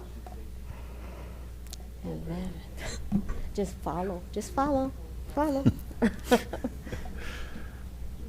Motion that the board approves and provides up to 9 paid COVID leave days for eligible employees as set forth in the memorandum attached, with the following changes made to the memorandum. The first bullet point state that it be fully vaccinated and unvaccinated employees who test positive for COVID-19 will be eligible for up to 9 days of paid COVID leave.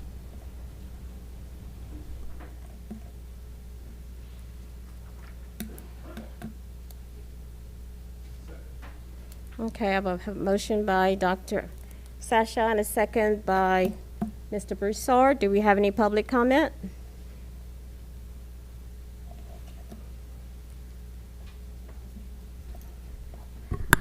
Julia Reed, Lafayette Parish Association of Educators. We support COVID leave to being given to as many people as possible. We are safer when people can stay home when they feel ill. Many may feel like they may not at the loss of pay. I especially think of my ESP members when I think of this. A day's lost pay to an ESP member can be the difference between the grocery store and the food bank. A starting custodian in Lafayette Parish makes about $17,000 a year.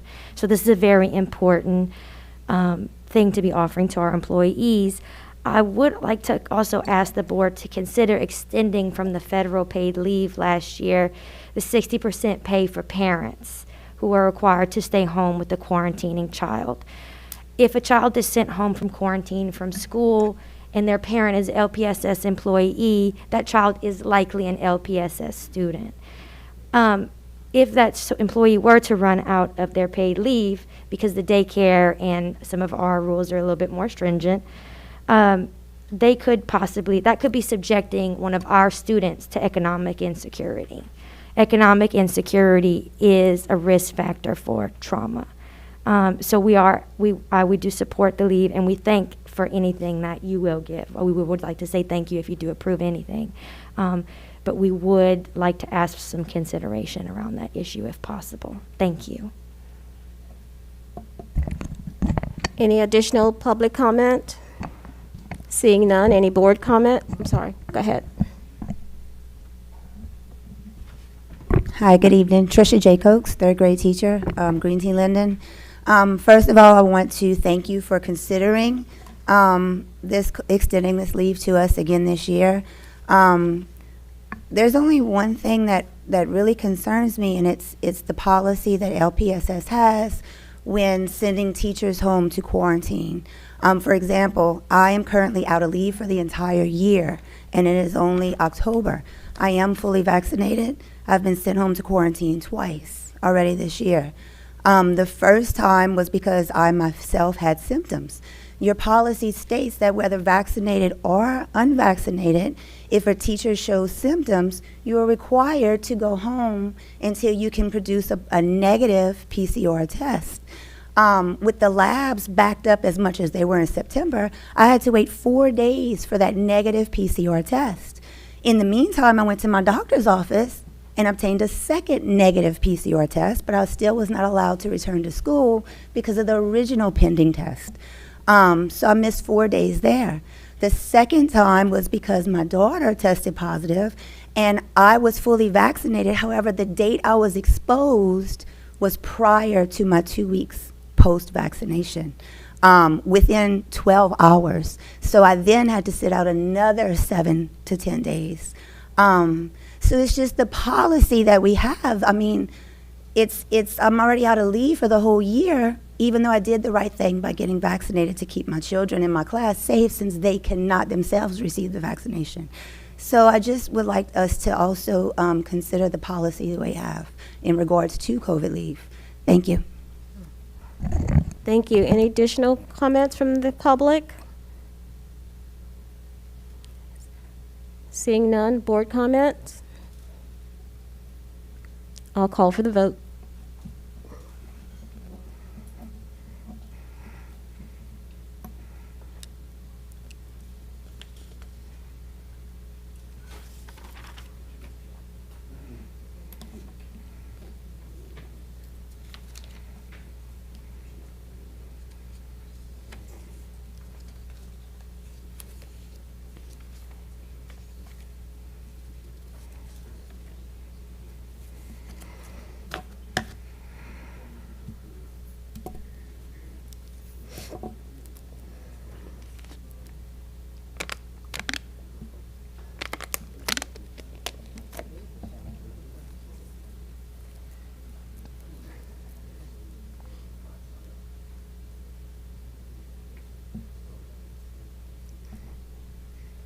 the timer?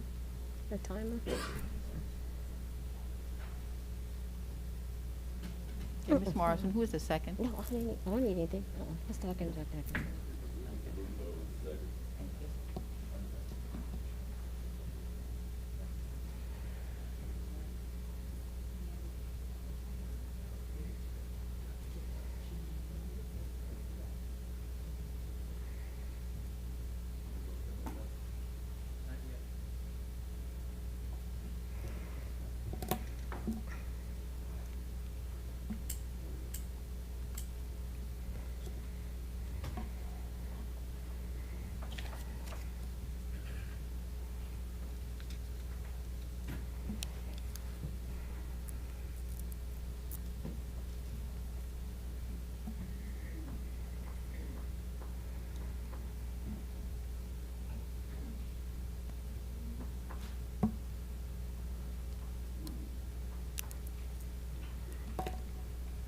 Eight for, none against.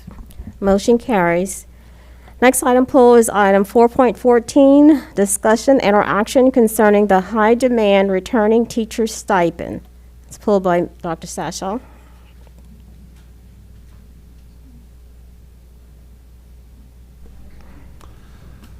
Motion to approve that the board approves a one-time high-demand returning teacher stipend for 2021-2022 school year as set forth below to teachers who meet the following criteria, with the following criteria amended.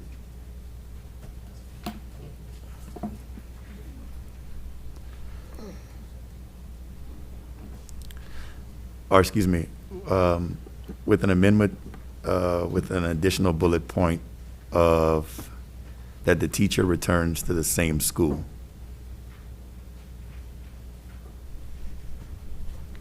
Second. I did. So we have a motion by Dr. Sashaw and a second by Mr. Centeni. Any comments from the public?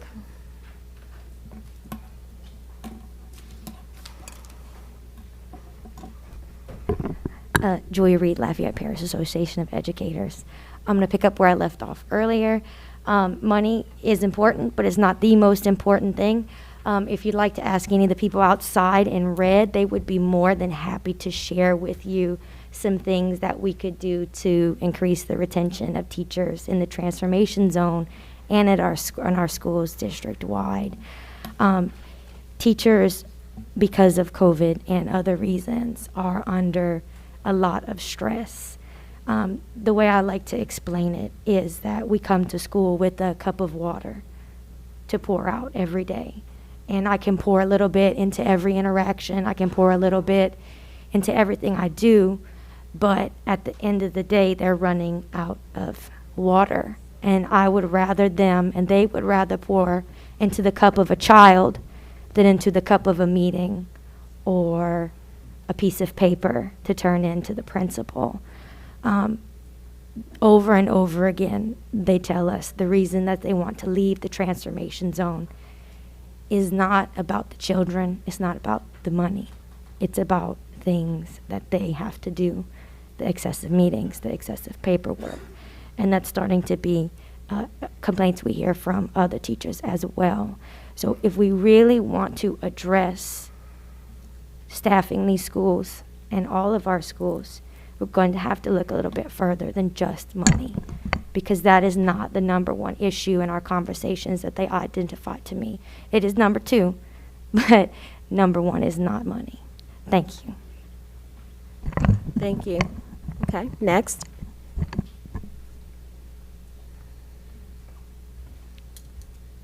Just as a note, I don't see how money could be an issue at this point with the kind of money that this parish is receiving for COVID money. For teachers to be suffering in any manner, this money should be distributed to teachers and children and to appropriate protection in the schools for antimicrobial air conditioning systems and studies to know the long-term effects of these masks and whether the school, how much, is there even virus present in these schools? There's a lot of money. This is not the agenda item to be speaking. No, it may on. not be, but she's Yeah. talking about funding. Funding should not be, Right. And should not actually, be an issue. It's not the agenda item that's on the board floor. Any additional comments? Okay, any board comments? I'll call for the vote.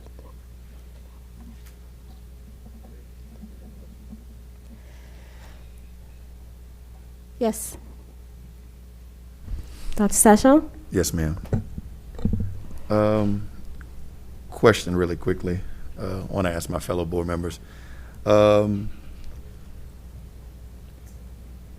For the school year 19 and so 2019, 2020, the amount of people that received the returning stipend was 37 people out of the 5 schools, 1, 2, 3, 4, 5. 37 people received the fall stipend, the spring stipend, and the returning stipend. Looks like for this year, 27 people received the fall stipend for the 2020-2021 school year. In the fall, 27 people received it, and in the spring, 45 people received it. So that number is not incredibly large. Assuming, I would hope that 27 people in fall, the same 27 people in spring receive the fall and the spring, but it's a strong possibility that it could be 27 different people compared to the 45. Does that make sense for fall and spring? So then I want to make sure I'm explaining this right. If 27 people in the fall received it, but an entirely different 45, not a single person in that first 27 from fall received the spring stipend, then nobody's eligible for the returning stipend as well. Does that make sense?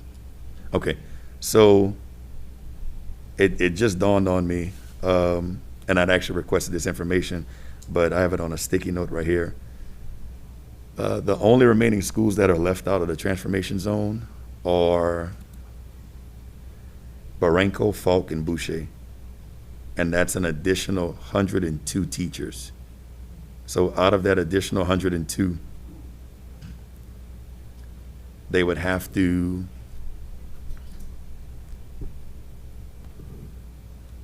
is it possible for you guys to take the cast your vote down so I can read my my screen properly? Thanks. So the additional 102 teachers would have to meet one of the criterias of teaching math, English, or science. They would have to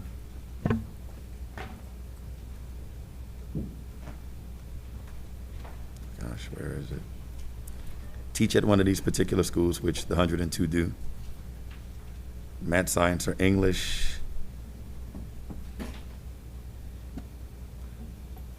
The criteria is missing. Is it that they can only miss 3 days? The teacher completes a relevant semester with 3 or fewer days taken. And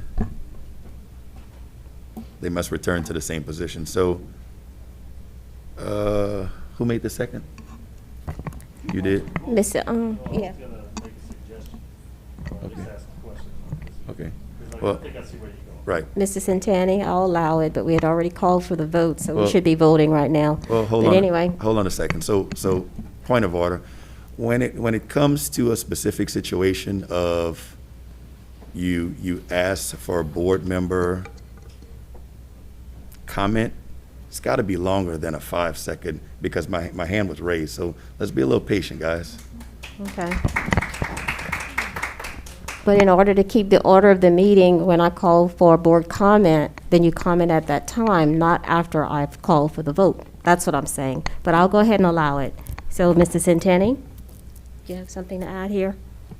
I was just going to ask Dr. Chasson if he is driving at adding the elementary schools to this high demand stipend. Correct. And I would just consider that don't every elementary teacher teach math and English and science? I don't know, that would be a question. for No, staff. sir, they do not. They're Not- departmentalized in a lot of the elementary settings. In the as elementary well. schools, okay. Might I suggest you like bring it back next month after Okay. instead of trying to do it ad hoc right now? I'd like to withdraw my motion and request staff to take a look at the requested changes that I discussed, and as well, motion to defer. Okay, I have a motion to defer by Dr. Sashon and a second by Mr. Santani. Any comments from the public? Any comments, additional comments from the board?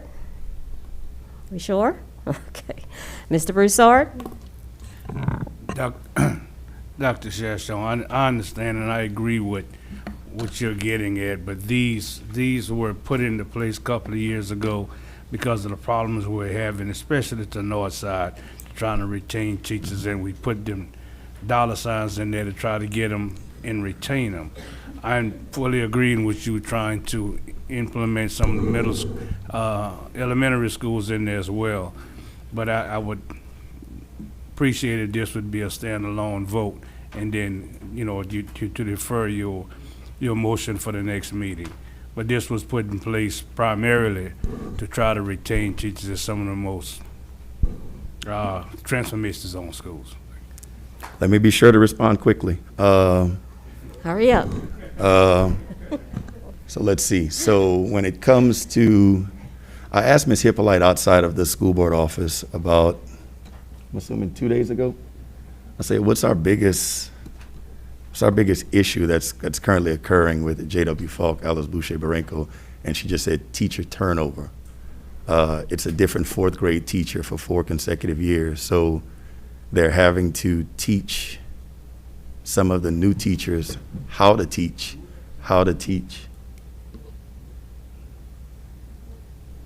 You can continue, Dr. Sashon. I'll be patient and wait for my other fellow board members.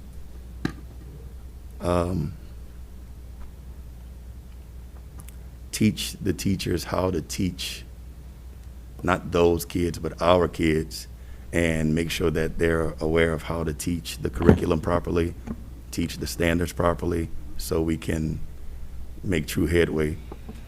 I think a true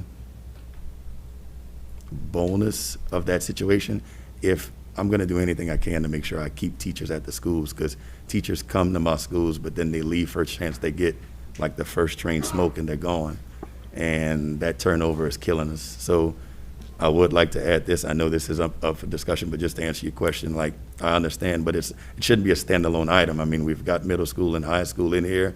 Only schools that are missing are our most vulnerable population, which would be elementary schools. So whenever it comes up, I hope you can support it. Mr. Angel? Yes, ma'am, Madam President. I agree with Mr. Broussard. I urge the board to reject this substitute motion. Let's put it on the floor next month for a motion, and let's vote on the original motion. These, like Mr. Broussard mentioned, these were put in place for specific reasons several years ago, and I would appreciate it. Thank you. Thank you, Mr. Angel. So we had a motion on the floor to defer Dr. Sashon, and a second by Mr. Santani. And again, any comments from the public? Comments from the board? Call for the vote to defer this item.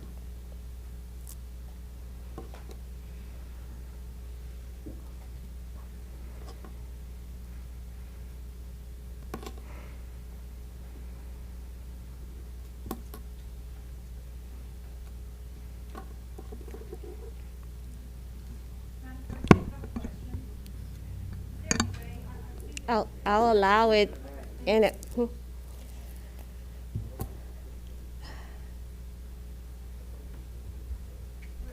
So when 4.4, Mr. Centini was out of the room, I see that it's been moved to the bottom. We've got a lot of people here who would like to speak. Children who need to be fed, homework that needs to be done. Is there any Yeah. way that you would consider please moving 4.4 up? We're almost there. I think we only have one item before that. Just bear with us a little bit longer, okay? All right, it's called for the vote.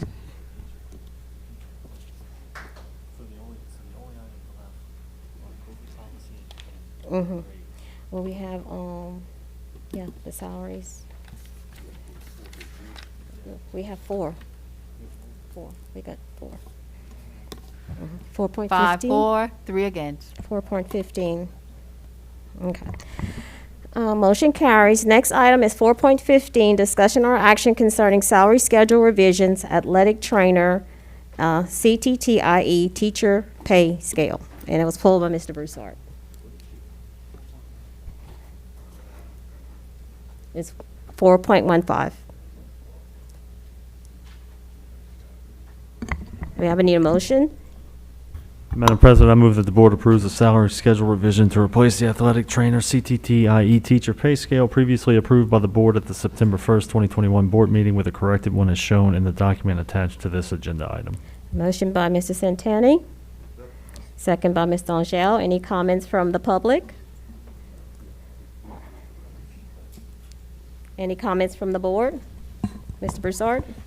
Yes, I don't have a problem with it. The question I asked before, and I don't know who I can ask the question tonight. How did we come up with the pay scale? What rubric did we use to say we're going to give this person $1 or $10 or whatever the case may be? And I don't think I've got that answer. So how do we, I know what if you are a first-year teacher, you get X amount of dollars a year. If you're a custodian or whatever, how do we come up with how do we pay these trainers X amount of dollars? Yes, sir, I can answer that. Traditionally, the athletic trainers were paid a percentage from an outside entity, but they're employees of Lafayette Parish school system. Therefore, they must be paid through the Lafayette Parish school system. And so we treated the athletic trainers as we treat the coaches, and their salary schedule is based on their teacher salary with a percentage factored in. So the athletic trainer salary schedule is what they make for their teachers' salary, but then they also have things that they do after school. They have to work all of the games, the programs, concussion issues when those arise, other medical issues. And so the scale was developed based on the teacher salary plus a percentage to cover all of the after-school activities that they've always been paid for, but now it has come under the umbrella of LPSS. So a middle school trainer percentage is different from a high school, but all middle school, let's take a number. All middle school trainers get 10% of their salary. Not quite. I'm just picking a number. I'm not saying Yes, they sir. get 10%. I'm just picking a number. Well, no, and I say that only because our athletic trainers are all technically high school workers, but they cover the high school and the middle schools as well. So any athletic event that we have in the district, be it middle school or high school, the athletic trainers are required to be there and or provide services at those specific events. So it's all considered high school. Okay. The question wasn't answered before. If how did we come up with paying a person X amount of dollars? Oh, yes, sir. But you explained it's percentage wise. Just that.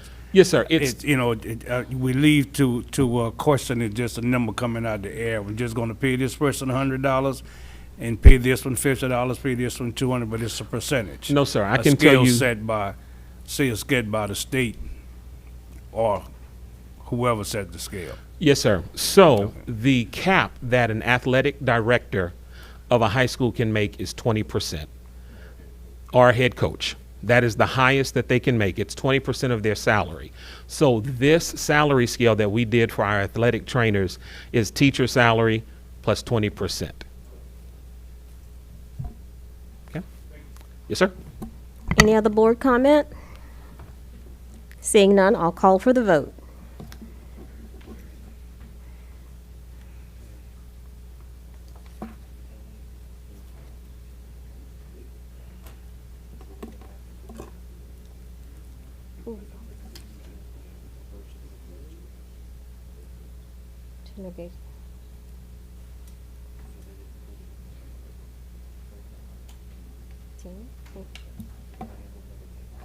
That's the one with the concerning of negotiate the purchase of the property between Moss Street. You gotta go do that one. Okay. Late at the end? Okay. Okay. Okay. Gotcha. Yes. But we have we have 4.27.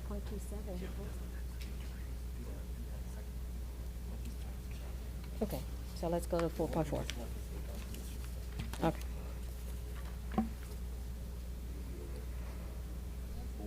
Ms. Morrison? Right.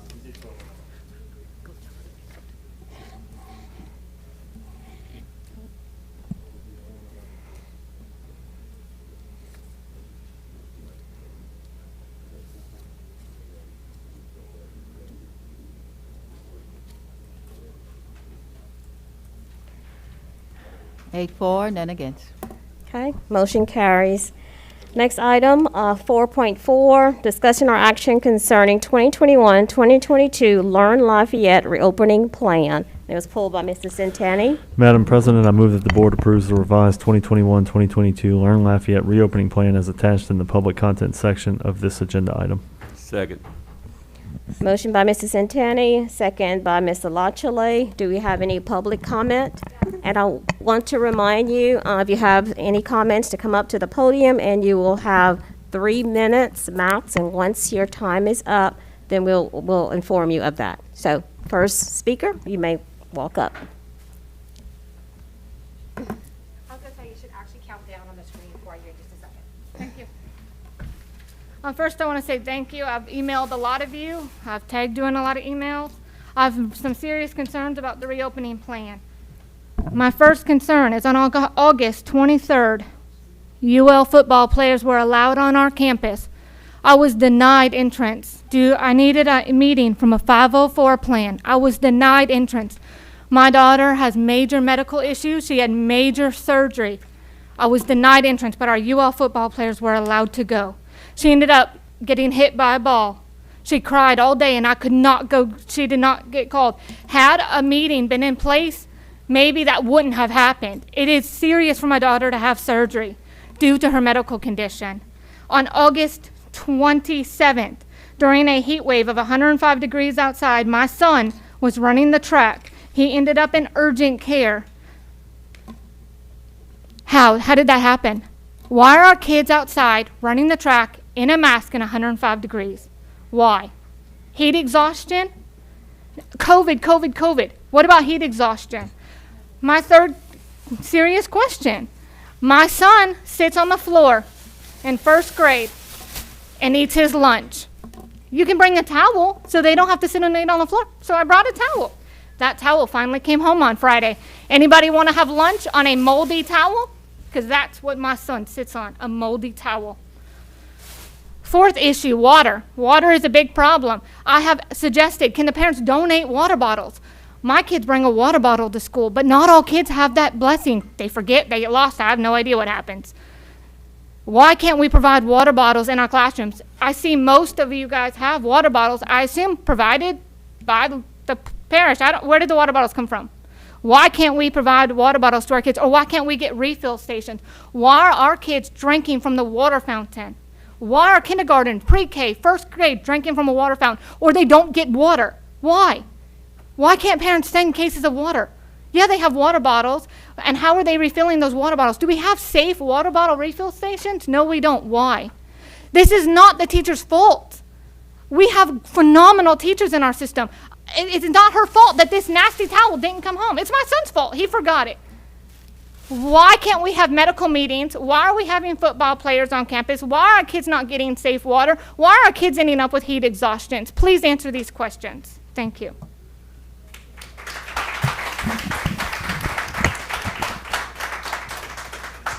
Next speaker.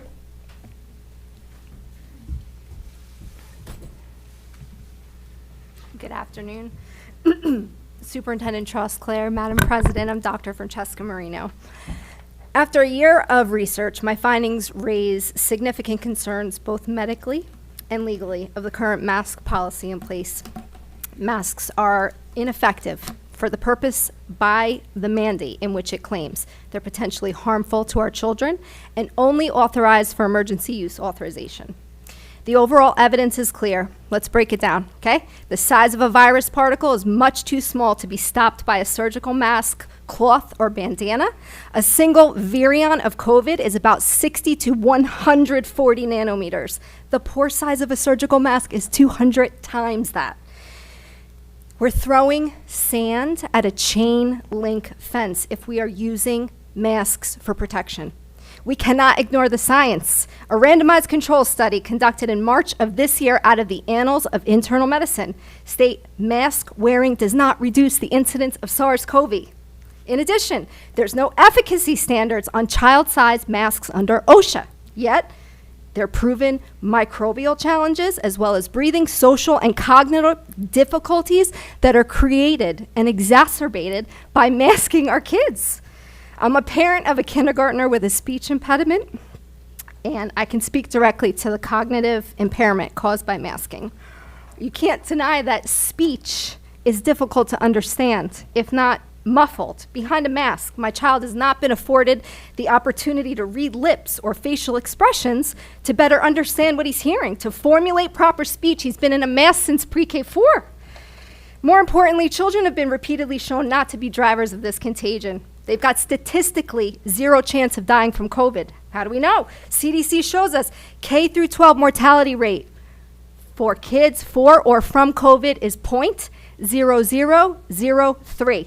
Since children have the lowest death rate from COVID infection, the cost benefit of requiring children to wear an investigational face covering with emergency safety issues is difficult at this point to justify. As stated initially, masks are issued under emergency use authorization. EUA products are experimental. Under Title 21 U.S. Code 360, individuals to whom emergency use authorized products are administered must be informed of the risks, as well as given the option whether or not to refuse the product. Finally, of the devastating increase in mental health concerns for children, how much of it is due to the emotional and physical stress of masks? There's no studies. We don't know. But what we can extrapolate at this point in time in October 2021, masking does more harm than good. So I graciously ask the board to consider unmasking our children.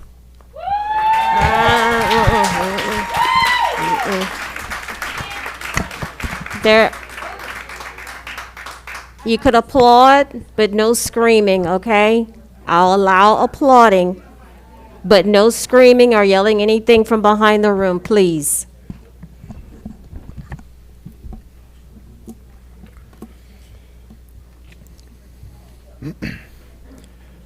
I'm a parent here. I have 3 children that come to this school, or to Lafayette Parish school system.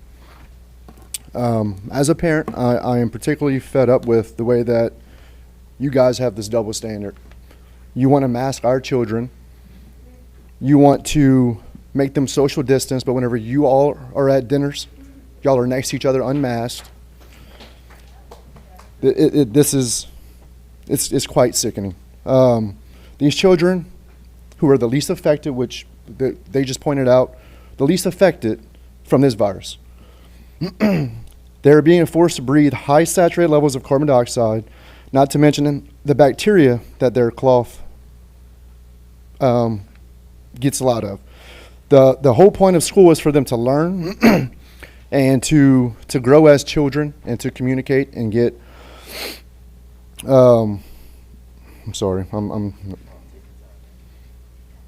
they need to learn social skills. I grew up with speech issues. I had to go to school, and I couldn't. The children need to learn to be able to look at their mouths and understand on how to recognize, how to pronounce words, how to hear clearly. It's hard for them to understand their teacher. I'm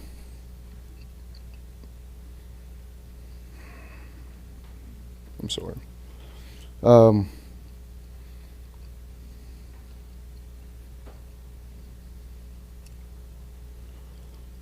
I have right here that Lafayette Parish has received $136 million of COVID federal funding. Where's all this money going to? What are you guys doing with this money that is backed by science, that are making policies to make our children's lives better? You guys are not. We have no idea where all this money is going, and I don't think $136 million in additional funds is being put to use correctly. I have 3 children, and if things do not change, you will not get funding anymore for my children. I will take them out and homeschool them. That's it.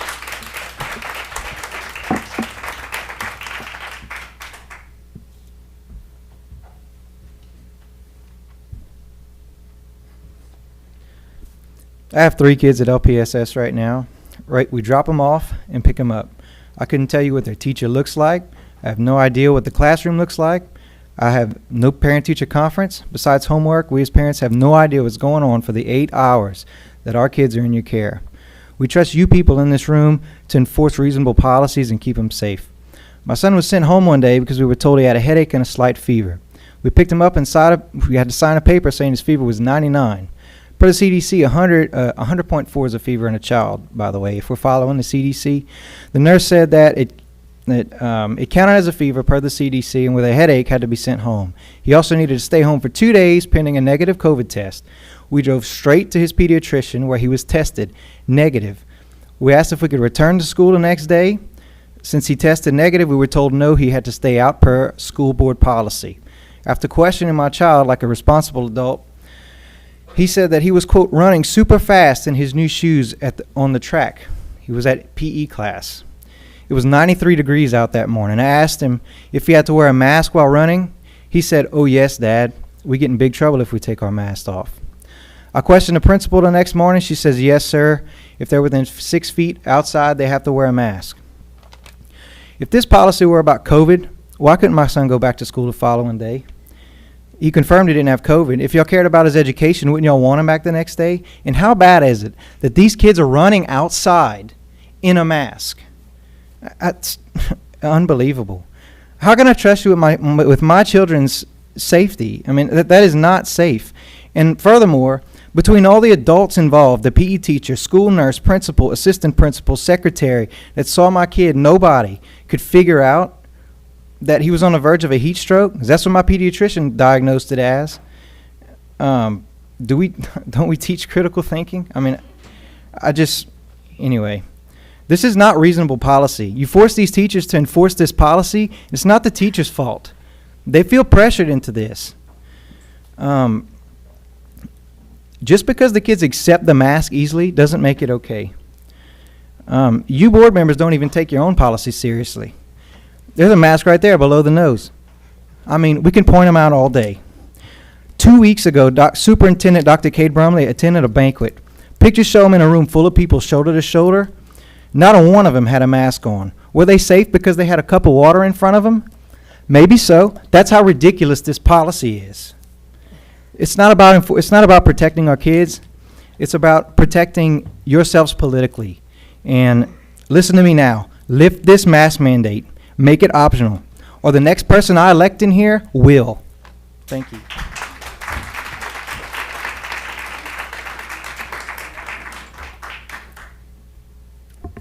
Joy Reed, Lafayette Parish Association of Educators.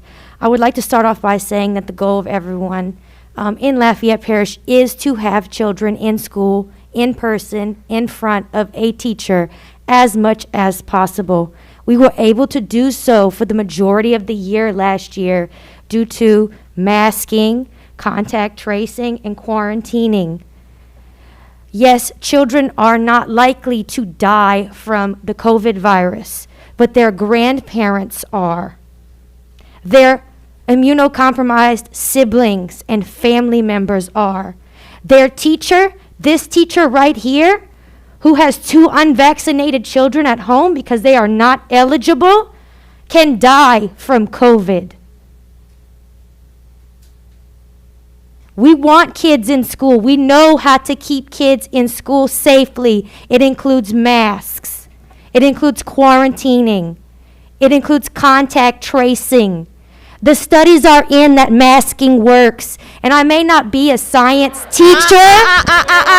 I may not be a science teacher, but I do know that masks are not meant to stop the virus. They are meant to stop respiratory droplets that contain the virus, which is in fact larger than the openings in a cloth mask.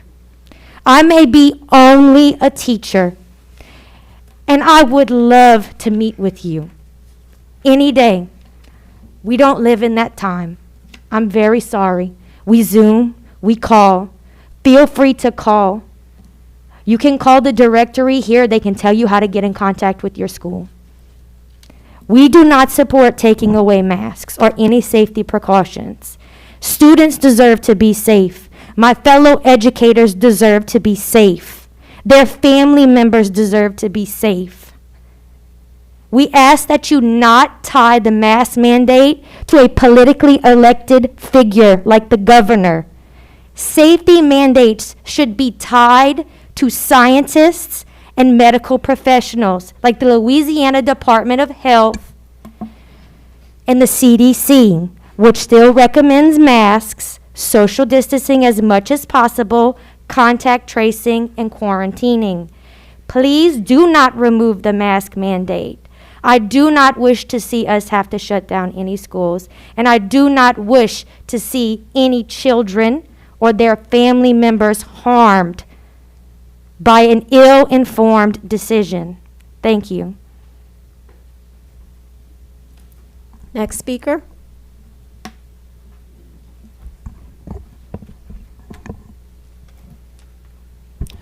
Thank you all for adding this reopening plan to the agenda tonight. We are here, our children do not have a voice in any of this madness. We're here to be their voices. The Betsy Board ruled on face coverings May 12th for 120 days. We're on day 147. On May 25th, the governor lifted the mask mandate, and Betsy failed to vote. To this day, they still haven't voted. This, in effect, this order has expired.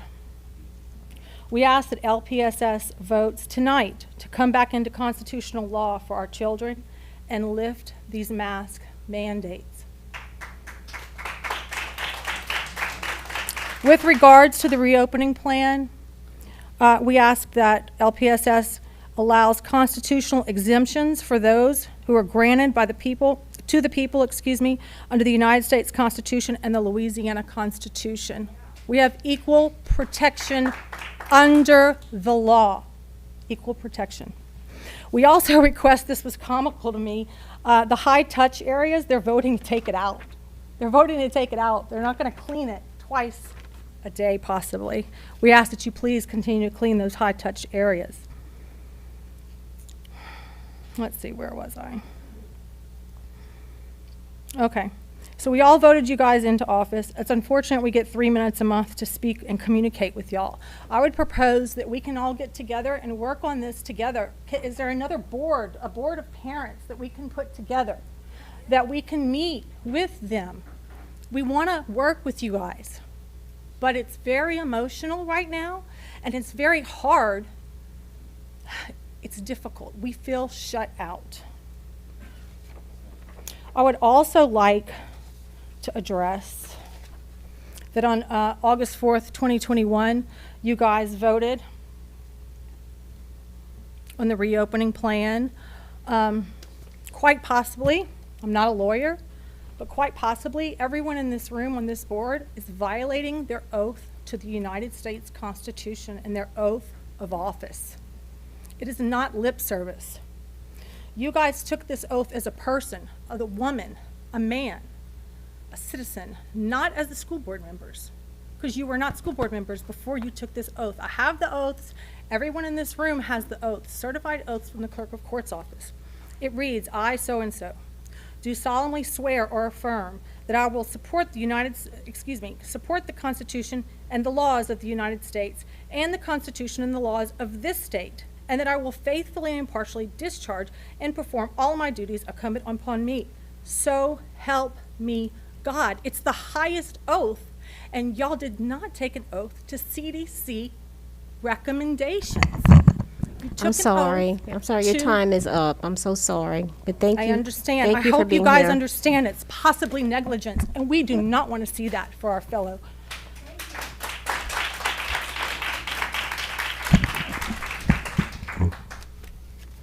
Good evening.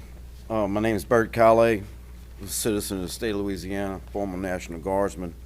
Yeah, she stole my thunder. Yeah, I've said it many times when I've enlisted twice, both prior service Navy and then in the National Guard after 9/11, and then after making rank numerous times. I always said it, that I was going to uphold, and it wasn't until the Guard that I included not only the U.S. Constitution, but the state Constitution. So, yeah, I served overseas, and I'm going to tell you right now, I haven't seen this many masks since somebody was trying to kill me. I'm going to be honest with you. I haven't worn a mask, except for tonight, since I was overseas, and that was in 2005. All through this COVID thing, I didn't wear it. Because, you know, the whole time, see, I came back and had my issues and stuff, and one thing that they finally tried to pound it in my head was, you're not in the Army anymore. And that's my message that I would like to say is, we're not in the military. Because all of this title, where's my notes? Everybody gets lost up here. Yeah, this Title 29 stuff, that's military. That's all military. So this, and y'all had it, it was in the paper. They were going to talk about Title 29-761 or something along those lines, where the governor is proclaiming that he has the authority with this Emergency Powers Act and all of this kind of thing. Well, that's military, okay? And under a state of emergency. And I guess it's all in how you define emergency. Emergency, like a hurricane, EMP, a frontal attack off the coast of Louisiana, you know, that's military. Might be a nuclear thing, you know, dirty bomb, whatever. You got fallout going on, that's emergency. That's Title 29 stuff. Now, if I was to go and say, well, the Chinese, you know, put this on us, right? And that, what that does is, that includes Dr. Fauci. That includes Dr. Fauci. That makes him a war criminal on his own citizens, because we know now he's a part of it, okay? We also know now that these vaccines might have some stuff in them. Nobody really knows because they can't give you the paperwork, and they'll say that it's FDA approved, but that's under another name. It's all it's a big word game. And this also makes Bill Gates come into play into this thing, because he said through vaccines we're going to reduce the population. Now I saw it myself. See, I'm retired now, so I have a whole lot of time. I'm sorry, your time is up. I have a whole lot of time Thank to you. research this stuff, and you can look it up yourselves too. Thank you for your time.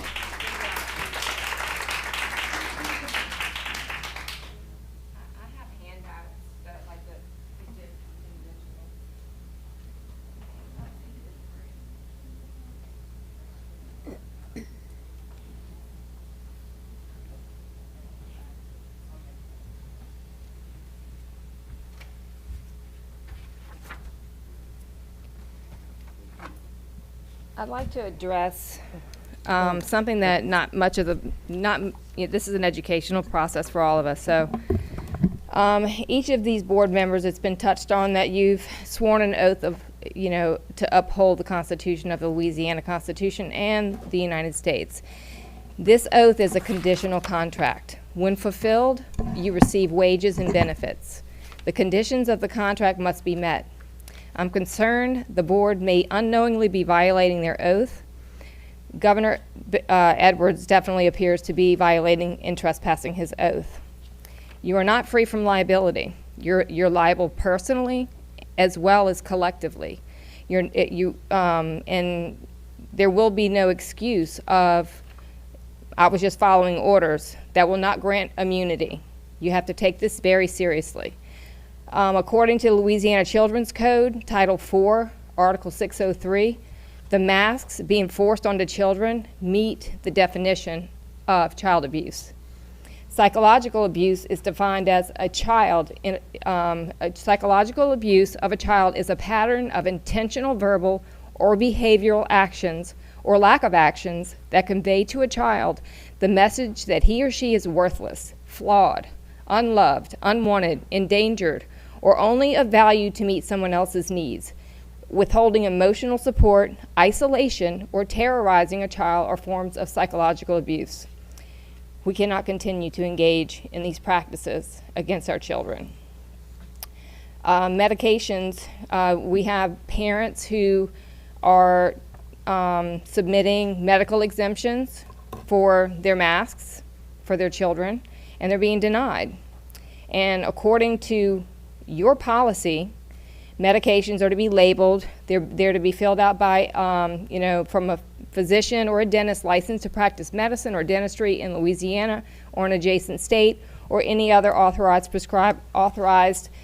in Louisiana to prescribe medications or devices, and a letter of request and authorization from a student's parents or legal guardians.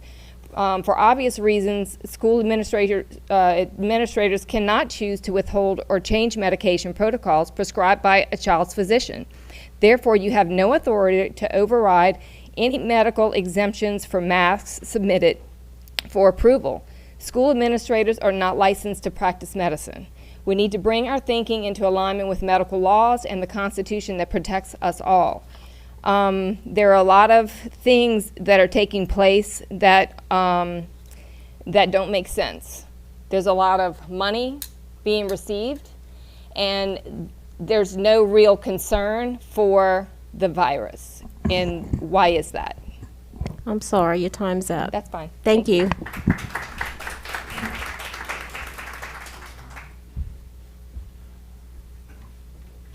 I just want to touch on what Sabrina was talking about. Nothing makes sense.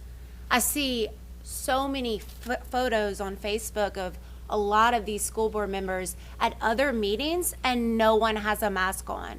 I feel like the only time I ever see any of you in a mask is when you're in front of all of us, because you want to keep a mask on our children. There are no studies that say that masks are effective. As a matter of fact, the World Health Organization says that the only mask that is to work is an N95, which is what I said at the last school board meeting. No one is in an N95. You have $138 million in COVID relief, yet you are not supplying these children with the proper masks. 4-year-olds are throwing up on their face because they don't know to take the mask off, or maybe they're afraid to take the mask off. These masks are causing more harm than good. Your oath of office does say that you will support the Constitution and laws of the United States and the Constitution and laws of this state.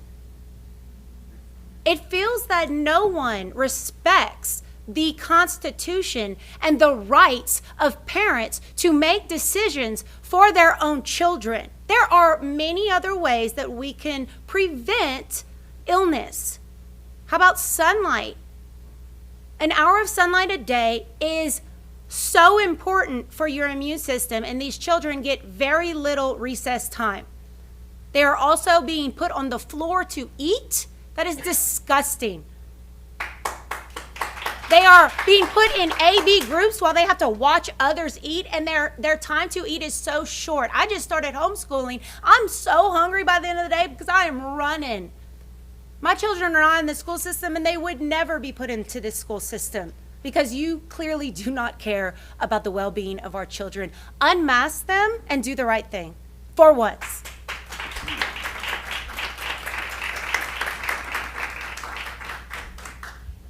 Hi, good evening. My name is Sean, and I'm a teacher here with Lafayette Parish. And I stood in the back and I kind of observed what's been taking place as so many concerned people have come up here and voiced their opinion. And what I saw was a standard classroom. I saw some of you over here playing on your phones, not paying attention. Some of y'all carrying on side conversations, obviously not paying attention to what people are trying to say. I want to speak to you on two parts. First, I want to speak to you as the student. Students want to see their teachers. They want to know who that person is underneath that mask. As a special education teacher, one of the top ways that we communicate with our children is right here. What they can see, when they can see the smile, when we've reached a milestone and they've hit a goal and they can see that we're proud. When we can see that we've reached them and they smile and they're happy, or we can see that they're confused and they don't understand. But right now, this is what we see. This is all we can see from these children. And when you work with children, as in my situation, with nonverbal children, this is the best tool of communication we have. It's the best way for these kids to see and communicate with us as teachers. I'm not going to come up here and tell you to unmask everybody, but at least make it a choice. It could be a choice. It could be a letter home to parents. Parents, you want your child to wear a mask? Yes or no? And then you have that on file, so we know this parent wants their child masked, or this parent wants their child to have the opportunity not to wear a mask. My 3 children attend school here in Lafayette. They're 4, 6, and 8. My kids come home, and just to touch on this lunch situation, already as teachers, we already know lunch, that's not a thing. We scarf it down because we have to.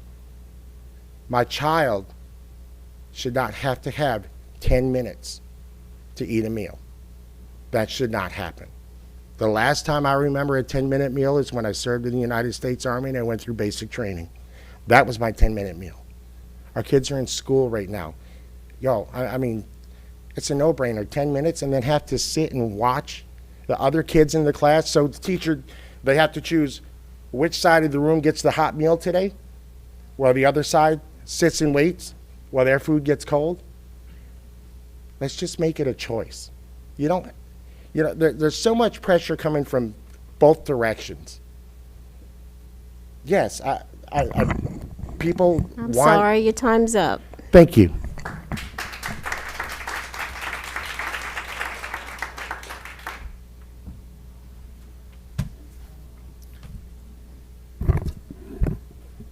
Wayne Colvin. I have a little bit different take on this thing. We've been fighting this thing for 20 months or so. You would think our Louisiana Department of Health would have some good trend data on this stuff to be able to provide information for a lot of these people, because everybody's trying to dig up their own information. But what do we have? Dr. Cantor presents data. He's been saying the same mantra over and over again, and a lot of the others the same. But what does he put? You see the graphs. What does he have? He has a graph on there, age 0 to 17 for the number of hospitalizations or the number of vaccinations. 0 to 17 age group. We know that people under 12 can't get vaccinated, so how can that even be a relevant number? But why do they keep insisting on providing irrelevant data? And you keep telling them that, or they keep saying the number of COVID people in that 0 to 17. Then they show a graph of age group 18 to 19. The same graph, but a 2-year gap and a 17-year gap. Look, mathematics says that's not the way you present data unless you want to skew it a certain way.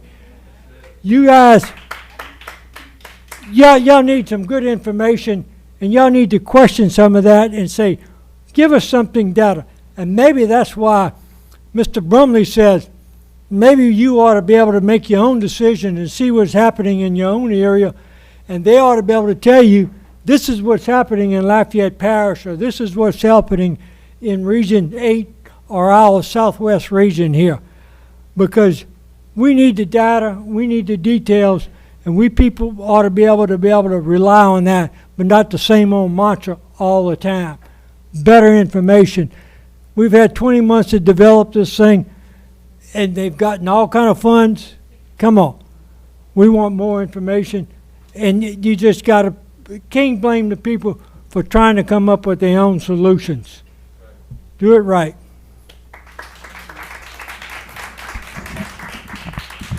Next speaker.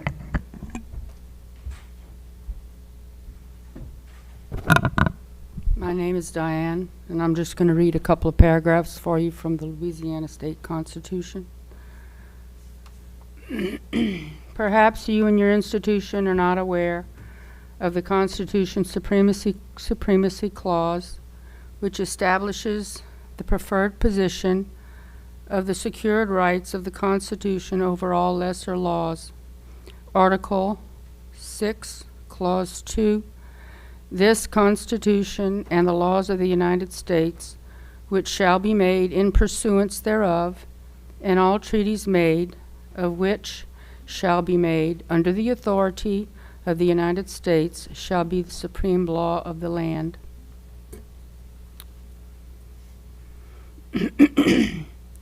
Title 18, USC, Section 241, Conspiracy against Rights.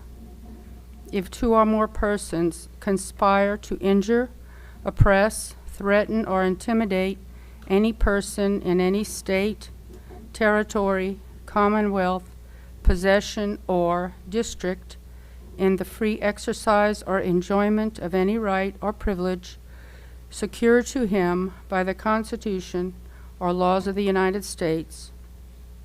Is everybody still awake? Or because of his having so exercised the same, they shall be fined under this title or imprisoned not more than 10 years or both. Are y'all ready?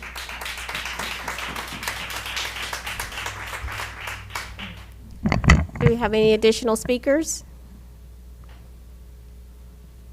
Okay. Seeing none, any board comment? Mr. Lachele? Hear me out. If I could remove the mask today, I would. But we are under the governor's mandate, and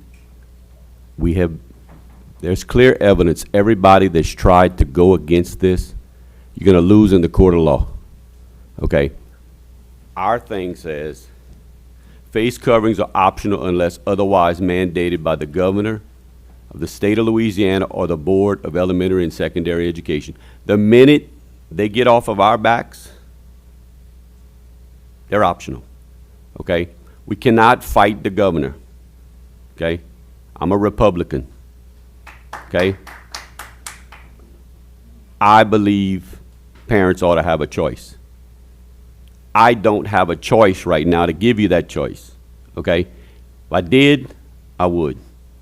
We cannot fight the governor's office. We cannot fight the Board of Elementary and Secondary Education. Okay? We're on the bottom of the totem pole. We're local. Now, as they kick it down, okay, like the quarantine, as they kick it down, I hope we'll do the right thing. I know how I'm going to vote. Right now, we don't have as much power as you think, okay? And I understand everybody took their oath. I went to the Middle East 4 times, so I know what oaths is. And I know what the oath I took, okay? And I represent my people, and I listen to my people. And I tell them the day I can do something about it, I'm going to do something about it. That day has not come yet. okay? Not just sitting here silent, staring off into space, just waiting. That's all I'm doing is waiting. The governor has us till October 27th. Let's see what happens October 27th. You can't rebuttal, you can't go back up and speak. No, yeah, I'm That's sorry. over with. Nope. Once we've Nope. had public comment and we've moved over to board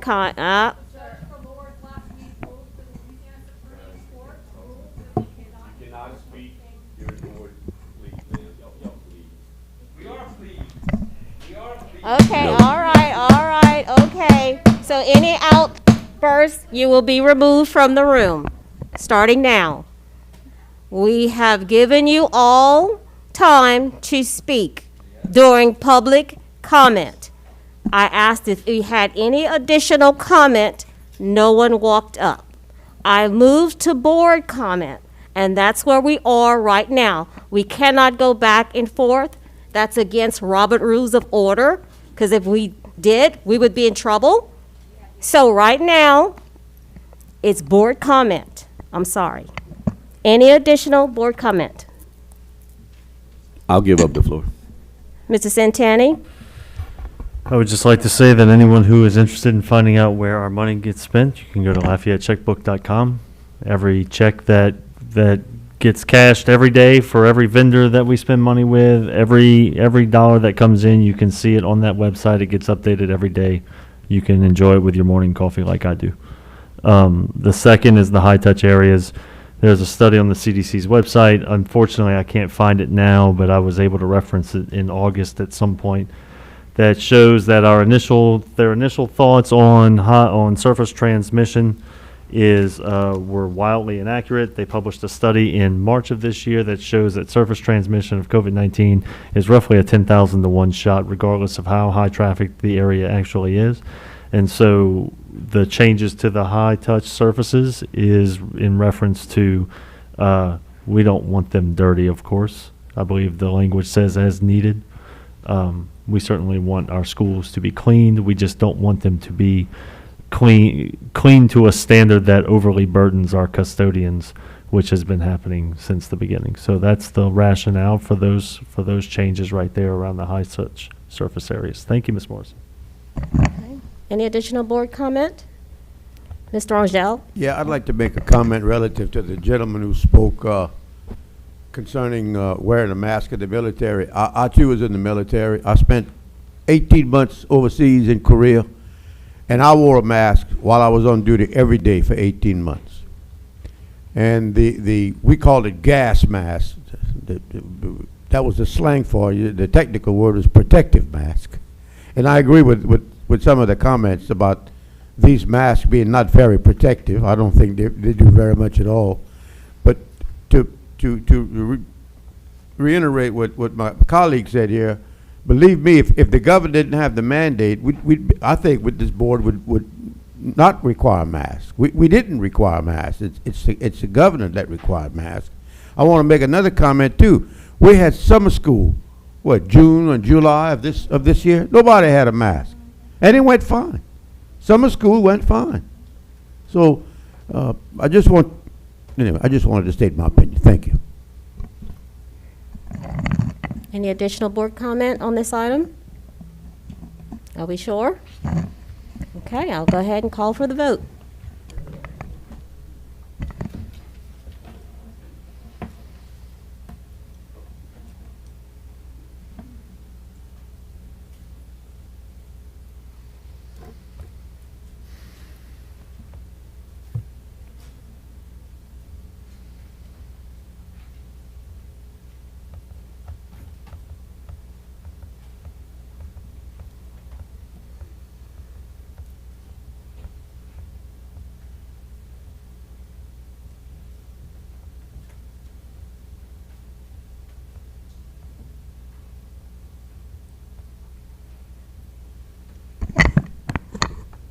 Six for, 2 against. Motion carries.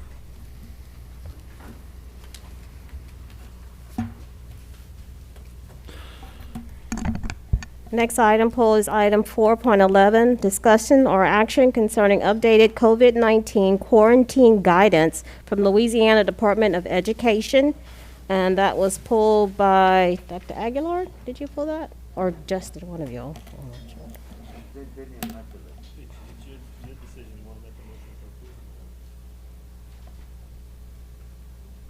Madam President, I move that the board approve the changes to the contact tracing section of the 2021-2022 Learn Lafayette reopening plan as attached in the public content section of this agenda. Second.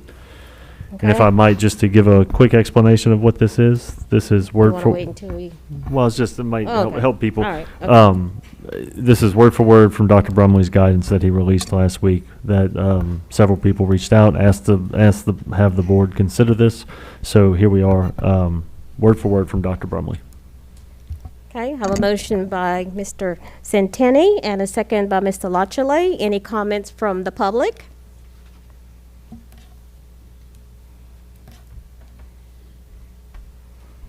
Julia Reed, Lafayette Parish Association of Educators. I would like to point out that Dr. Cade Brumley is not in fact a medical doctor, but a doctor of education, and therefore should probably refrain from giving, quarantining and contact tracing guidance. I really feel that we did a good job keeping kids in school last year. We should continue to follow the guidelines that kept kids in school last year. Making it optional makes us all less safe. It makes us all less safe.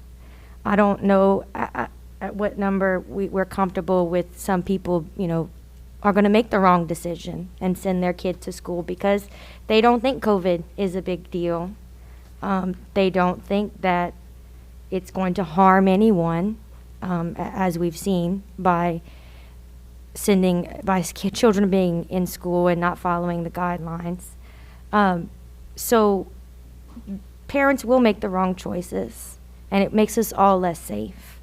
And I think that we should stand firm in following what the CDC and LDH have said, which LDH has said they disagree with what Dr. Brumley has said.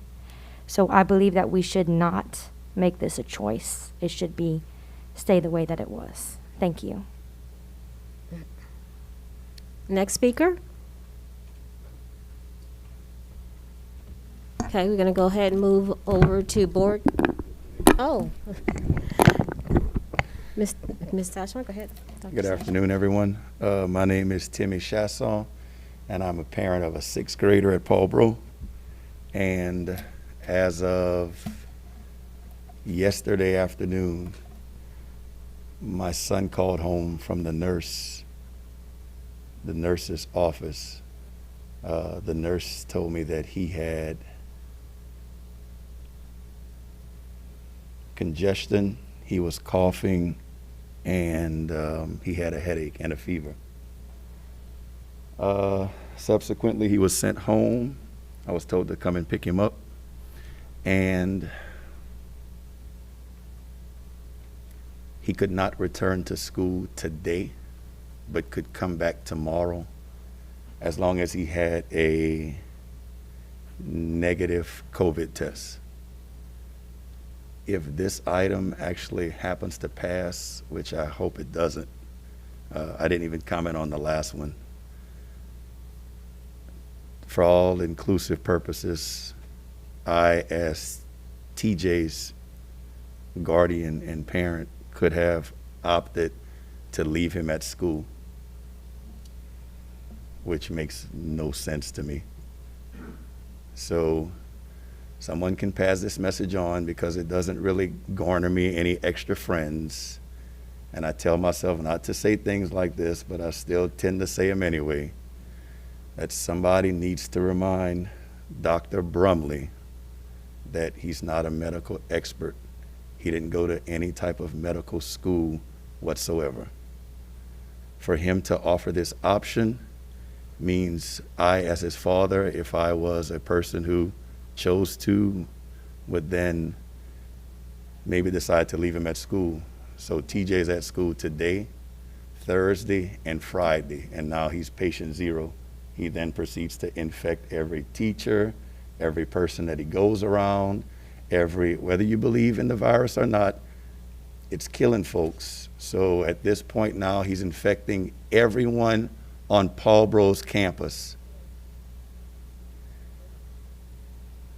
So thank God his COVID test came back negative. Otherwise, I wouldn't be here tonight. But if I had the option, I could have just chose to leave him there. And he goes to PE and band and Spanish immersion and gifted and enrichment, and then he high fives Catherine Rayburn out the door. Gets on the bus with Amy Dore and all his friends, and they chat it up. And now we're closing Paulbro. Thank you, Dr. Sassel. Any additional board comments? Dr. Aguilar? I just want to make sure that you understand that, likewise, I do not believe we ought to be deviating from healthcare providers and their recommendations. We did all receive an email from a representative of the Louisiana Department of Health. I can't find it in my phone because I've got too many emails regarding other matters to dig through. But Dr. Brumley is the state superintendent of education. He is not a healthcare provider, and his recommendation is contrary to the recommendation of the Louisiana Department of Health. And for that reason, I'm going to be voting no on this matter. Mrs. Centeni? And Ms. Gardner or Ms. Stroscar might be able to help with this data here. Do we have a number on, and you can go back into last year if you have better data on that, how many students quarantined due to exposure at school? I know we're not showing spread at school, but we're certainly showing that positive cases do show up being brought outside from the community. I'm sorry to put you on the spot like this, Ms. Gardner. So, Mr. Centeni, is your question quarantine because of school's contact? Quarantine because of contact, really. I mean, Okay, that's so not or school necessarily contact, just whichever one's easier. It's going to be the same point. Okay. Basically, what I'm driving at is if we're quarantining children because they're exposed to COVID, and then we're also not showing any spread in our schools of COVID, I would argue that a pretty significant percentage of our students are quarantining and then not testing positive for the virus, which would in turn mean that we are forcing children, because we don't know at the time, like I get why we're doing it, right? But because we don't know at the time, we're forcing them to quarantine. But if we had known then what we know now about this particular child, so let's say TJ, right? We quarantined him for 10 days, and he goes home. On the second day, he tests negative for COVID. He has to go back and get tested again at 5 to 7 days, right? Something like that, as long as he doesn't develop symptoms. And if he tests negative again, he can do the short quarantine of 10 days. Do I have that about right? And if TJ ends up being negative the whole time, then he will have been out of school for no reason. For what turned out to be no reason, to be fair, but for no reason. He could have been there the whole time, and none of us would have been any worse for wear. And so my point in all of this is that when you have high rates of community spread, like we did in August and like we did in July, then running the risk of an over-quarantine, I think, is something that we ought to consider. Because that's how you tamp down the spread, is you quarantine people and you stop it right there. But when we have low rates of community spread, you have far fewer people who are actually positive but asymptomatic, because that's the people who we have to worry about. Not the people who are positive with symptoms, we know about them, and not the people who aren't positive. Positive but asymptomatic. And so when we worry about them and we focus on that, I think you really start to shrink down the pool of students that you're running this risk of. And then on top of that, I was asking, this is the reason I asked for the data, is to show what percentage of students we're quarantining that actually do not turn out to be positive cases.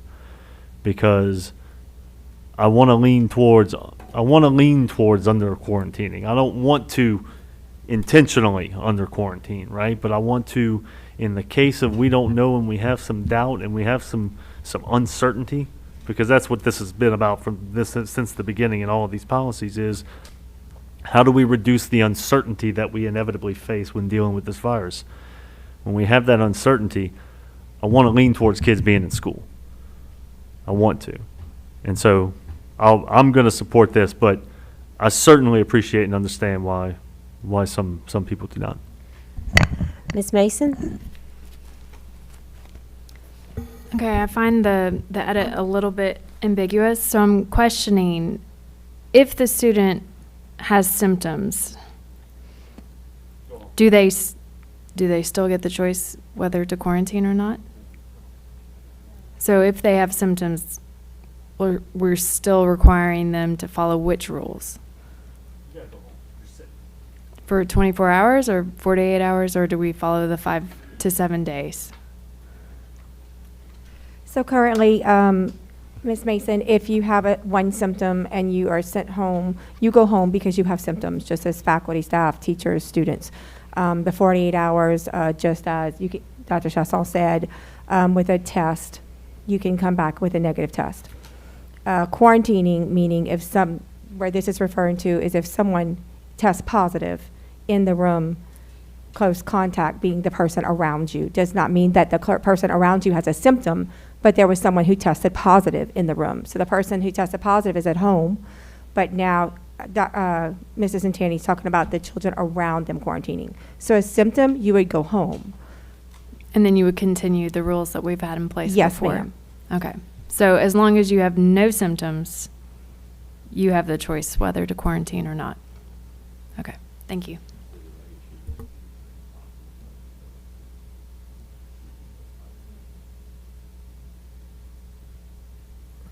Mr. Lachele?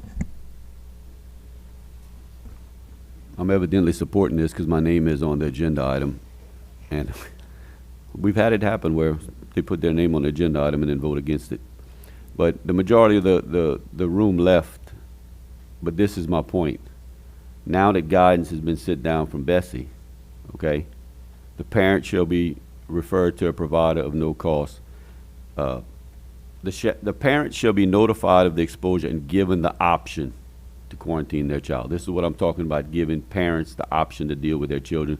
I have a hard time believing, and maybe I'm just stupid, but I have a hard time believing that a parent is going to risk their child. I only have one who had asthma, and I know we did crazy things of holding him back from things, of doing things that weren't necessary, but that's just what we did as parents because we were concerned about his health. So I think in times, parents can make their own decisions. I understand Dr. Brumley is not a real doctor, but I'm pretty sure he just didn't pick this out of a hat and decide he was going to release it. I'm sure he had people advising him, and I'm sure medical professionals. And I can understand this organization says that, or this organization says that, or this organization says. Who's telling the truth, and whose statistics and whose spin is 100% the truth? I can't determine that, but my direction is Bessie put it out. They're leaving it up to us. I'll vote and support it, and I'll vote with my conscience, and I'm going to let the parents make the decisions for their children. Thank you. Dr. Aguilar? Thank you. Mr. Lochley, I believe Bessie wasn't involved in this decision. This was, and I apologize for using that. The state superintendent. Yeah, The state not superintendent. Bessie at all. Correct, the state superintendent. I apologize for that. Please strike that from the record. Sorry. Mr. Angel? I just want to say to my colleague, I disagree with the fact that you said that Dr. Brumley is not a real doctor. He's a real doctor, just like Dr. Aguilar is a real doctor. I did call you Dr. Angel one time when I was president. Yeah. I mean, yeah, he has a PhD. That's fine. He's not a medical doctor, but he's probably educational. Dr. Sashaw? Let's see. I definitely don't want to argue about it, guys.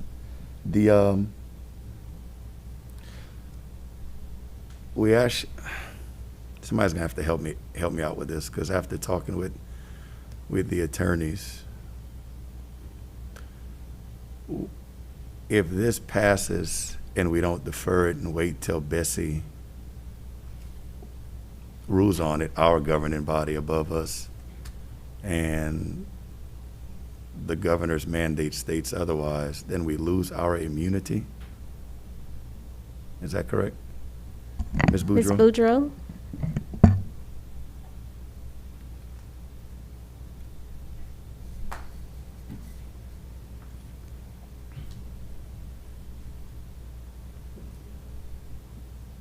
If I'm incorrect, please tell me. I'm trying to. So, there is a Bessie meeting next week. They may or may not take action on this. Okay. If they do, and they go the opposite direction, and you've already enacted this, then you should come back and undo it. The immunity piece is bigger than that. The immunity piece could encompass the rules and regulations of the Department of Health if they were enacted by or promulgated in accordance with the Administrative Procedures Act. We don't know the answer to that yet. Okay. We are still waiting to hear back from them. We have recommended that you hold off on taking action on this at this time, because there's a lot of unknown with respect to the immunity. We don't have the answers at this time. Okay. Bessie has taken no action yet.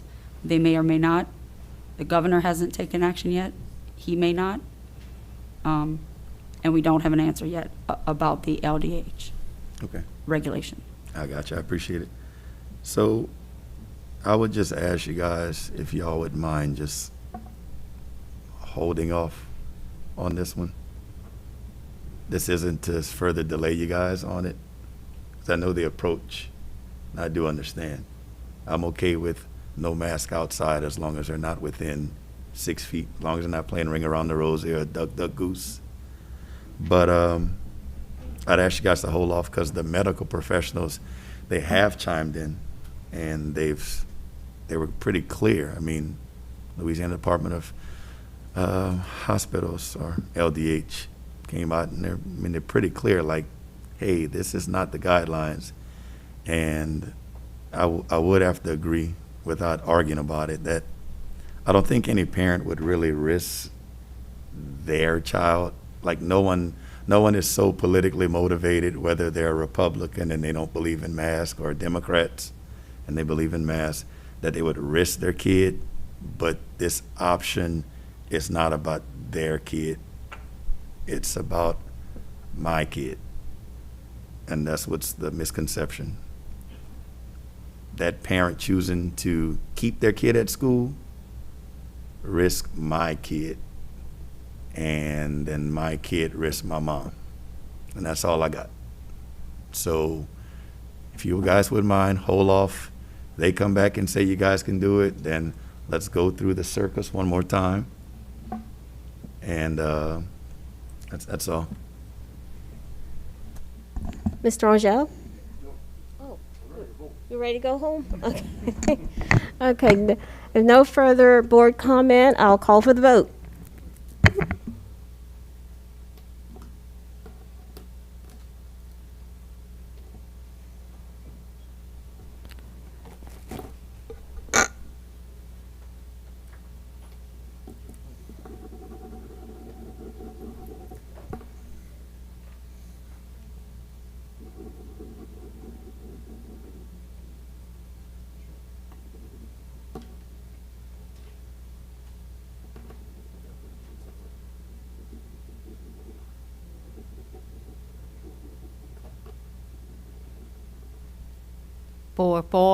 Four against.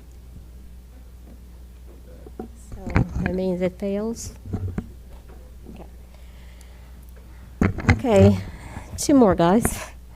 All right, next item pulled was item 4.10. It was discussion or action concerning authorization to negotiate the purchase of property located between Moss Street and Louisiana Avenue. And I believe it was pulled by Justin. Mr. Santani? Madam President, I move that the board authorizes the superintendent and board president to enter into negotiations for the purchase of property located between Moss Street and Louisiana Avenue, subject to final board approval. Okay, I have a motion by Mr. Santani and a second by Mr. Broussard. Any public comment on this issue? I'm sorry, on this agenda item? Any comments from the board? I just wanted to tell Mr. Dr. Santani? Chasson, since I think this was his item. In the confusion over the updated agenda that Ms. Morrison was reading from, we accidentally did not include this in the Englobo item list. Right. And so now we're just going back and making sure we actually approve it. Exactly, thank you.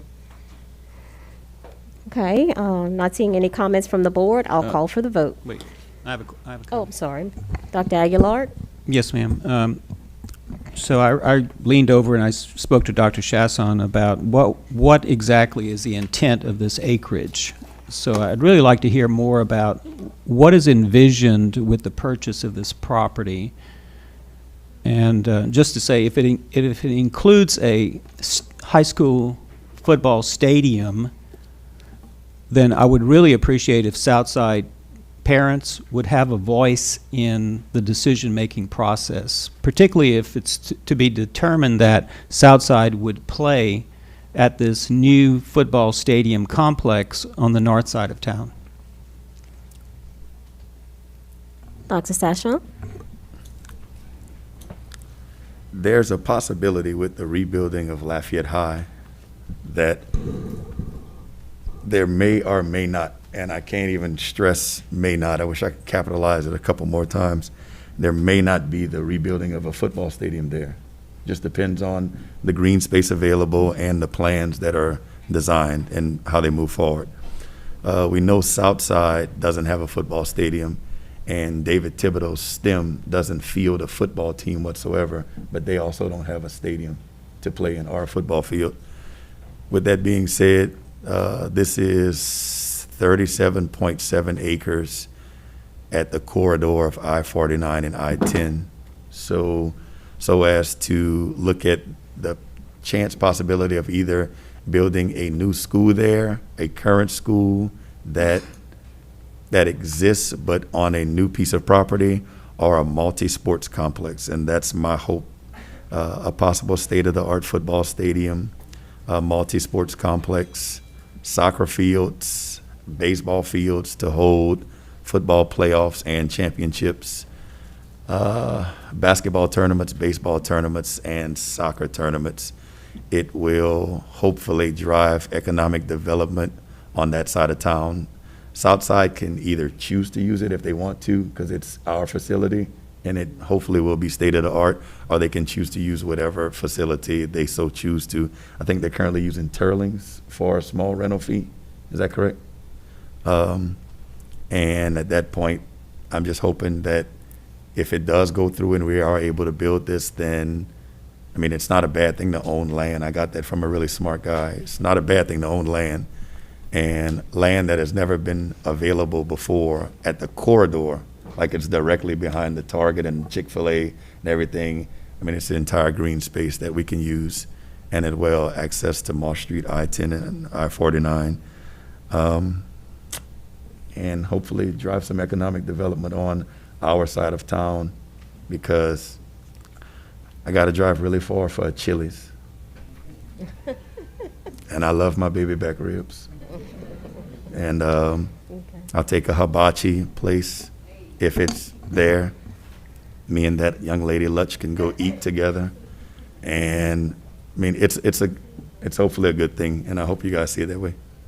Mrs. Santani? Yeah, I just wanted to say that Dr. Aguilar, I had asked Dr. Chasson some of these questions, and I think instead of saying it's never a bad thing to own land, what I said was, how big of a mistake could it possibly be to buy land? You can always pretty easily sell land after. So I don't think there's any kind of well-formed plan for this other than a concept, but knowing from having driven around the city of Lafayette looking for potential sites for a new Lafayette High School, I can assure you that 30-plus acres green tracts of land don't appear very often.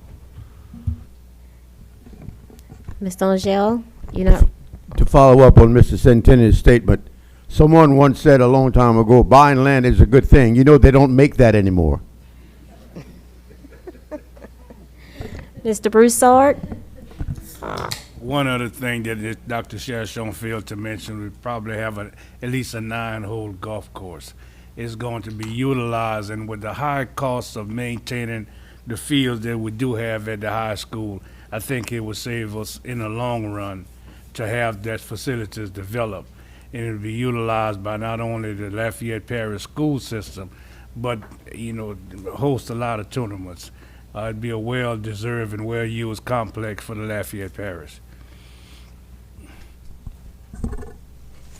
I would be remiss if I didn't remind the board that in and around Southside High School, we own roughly 600 acres of property. We own that property. If we want to build something to stimulate economic development on the north side of town, I'm absolutely open-minded to the benefits of that. But if we want property to build something that the entire Lafayette Parish school system could use, we don't have to buy 37 acres of property. We own another 500 acres of property in and around Southside.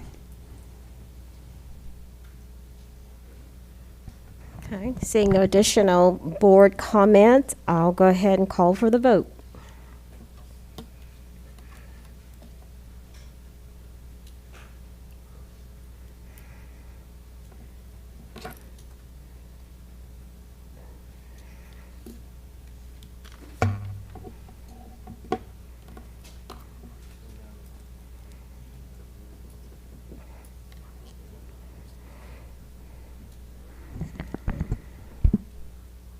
Seven for, one against. Motion carries. Next item is item 4.27, discussion and or action concerning the 2002 half-cent sales tax fund declaration of excess distribution, salary increase, and reserve. I'd like to entertain a motion for that. Let's pull up. Madam President, please bear with me. This is evidently a pretty long one. I move that the board declares an excess distribution of $3,505,455 in the 2002 half-cent sales tax fund and approves the following. Number one, the payout of the excess to classroom teachers as defined in the administrative plan in the amount of $1,646.41 per eligible employee actively employed on the date of this declaration to be distributed in October 2021. Number two, a $750 salary increase to the teacher pay scale to be funded by the 2002 half-cent sales tax fund with an effective date of November 1st, 2021. And number three, the creation of a $2.4 million reserve in the 2002 half-cent sales tax fund to be used to fund the salary increase if future sales tax revenues are not adequate. Okay, I have a motion by Mr. Centenni, I'll second it. second by Mr. Lachele. Any comments from the public? No, it was a second. No,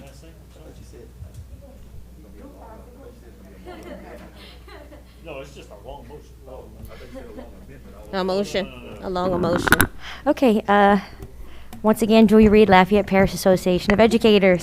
So in conversations with our membership, we have found that they are pretty evenly split on this issue.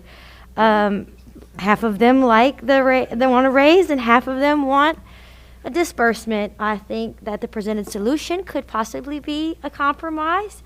Some of them disagree with me. So I just wanted to let you know that. I do think that it is good to give a raise so that we can attract more teachers. We are currently behind St. Martin and Iberia Parish, and I know that enrollment at UL is down in the education department, and salary is a good way to attract them to us rather than to those other people. I'd much rather them come work with me than Iberia or St. Martin. So I would say that is a good thing. It's difficult. And And then speaking as an individual on this next part, okay, as a teacher, myself, I would prefer to have a raise. Thank you.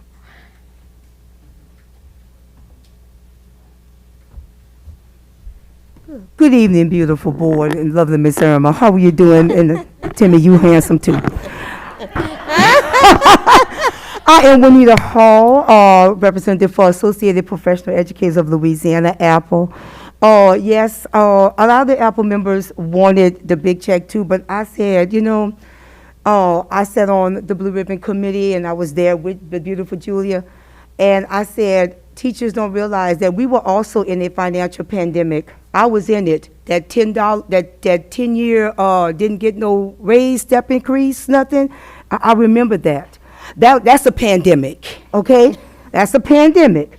But I want to encourage our beautiful educators out there. Number one, that they are worthy, they are valuable, and they have it. Our schools cannot run without you, educators. But here's the thing: you need to look at the long run. You need to look at the long term. You can't fuss, oh, we need that pay raise because my retirement looks like a $5 check. Maybe you don't want that, precious. So my encouragement to you, and I'm for the $750 and to give our teachers the $1,600. They need to go back and look at the original tax. They need to look at the document and need to see what this is for. Our teachers need raises. And yes, as Julia said, it is depressing, y'all, that we don't have the people coming out into education. We do not. Lafayette Parish used to be, as the kids would say, y'all, the GOAT. Okay, y'all, we were the GOAT when it came to salaries. Right now, we are the GOAT head. So we need to be ahead. We need, y'all, we need increase. Our teachers deserve it, and we want to be able to draw future educators the best here to Lafayette Parish. So we're asking, please give our teachers their raise, and we're hoping that more will come to pass from our 2002 tax, but please do, and please give them that nice stipend check. Thank you.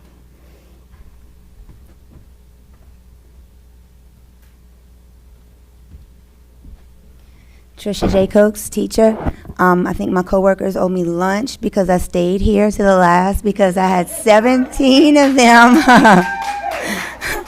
I had 17 teachers ask me to please relay to you that they would like the lump sum payment in lieu of the raise. I think that their concern or the problem is, yes, we would like a raise, but it just so happens, and I know this probably does not probably affect the other, but in the past, what teachers have seen is when we do get a raise, our insurance also comes up and it offsets any raise that we have gotten in the past. And so they are afraid that this is just going to be another one of those incidents. Like I said, one probably does not have anything to do with the other, but I can tell you that that's what the fear is. And the fact that the UL's numbers or we can't attract most people to the teaching profession, 90% of that does not have to do with income. As with the low-performing, the high-needs districts, it's not the pay, it's the workload. So they're asking for the lump sum payment. Thank you.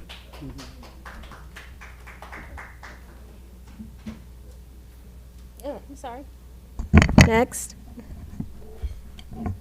Good evening. Mary Monroe Moore, teacher at Lafayette Parish School System. Excuse my voice. I, too, support just what she just said. I would prefer the lump sum because in the past, when you get a raise, the insurance go up. And it probably does not mean the same thing, but that's what has happened. And you said everything I wanted to say. It's not so much the pay that it's not attracting, it is the workload. It's like we're drowning and we just put more stuff on you. Drown even more, but get it done. So please give us what's due to us, our lump sum. Thank you.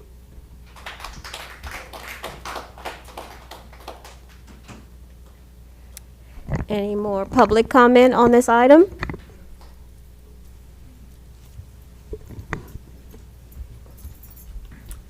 Hi, Sarah Arsenault, teacher.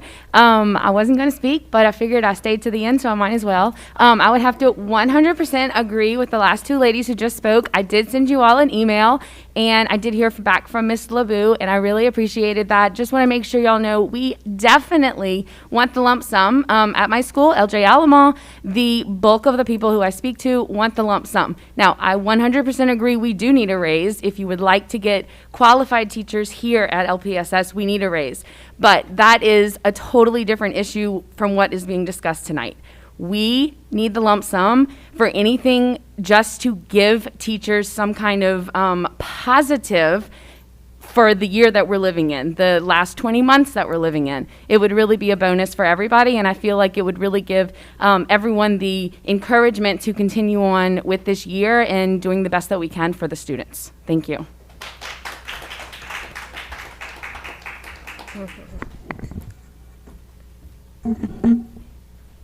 Hi, Caroline Miller, teacher here in Lafayette Parish. Kind of piggybacking exactly on what the last few have said. I myself don't have insurance through the school board, so that does not affect me. However, again, if we want to attract teachers and whatnot, if the workload came down, the amount that we made wouldn't look so bad. We do need the raise, we absolutely do, but it wouldn't look like we are being walked all over for the amount that we're paid. And so I think, again, give us the lump sum, let us do that. But if you can't, if there was no money left to do any raise, if we took the workload down, if it said, hey, we understand that you only have so much time in the day, so we're gonna look at what's most beneficial to our students, and we're gonna take off this excess, then the pay that you could give us would look better. It would look like we're appreciated more. So that's my vote for this. Thank you.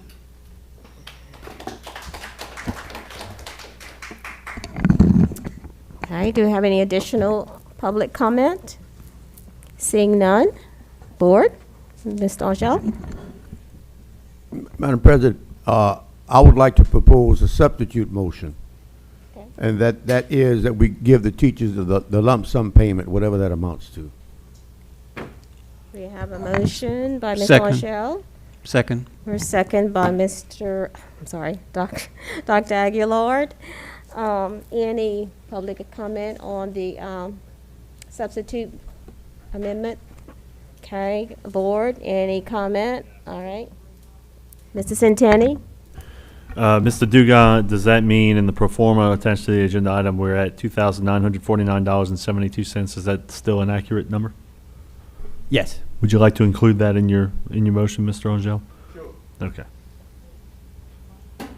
$2,949.72. So, Mr. Broussard? Mr. Duga, is it impossible to honor board requests? Would it be too much work for the accounting department to honor board requests? And how much trouble would that be? It's not a matter of trouble, it's a matter of the funds aren't available for both. Mhm. It's not. it Yeah, doesn't so work out. the calculation comes out with the $750 salary increase, gives them a $1,646 excess. The excess isn't big enough to do both. Okay.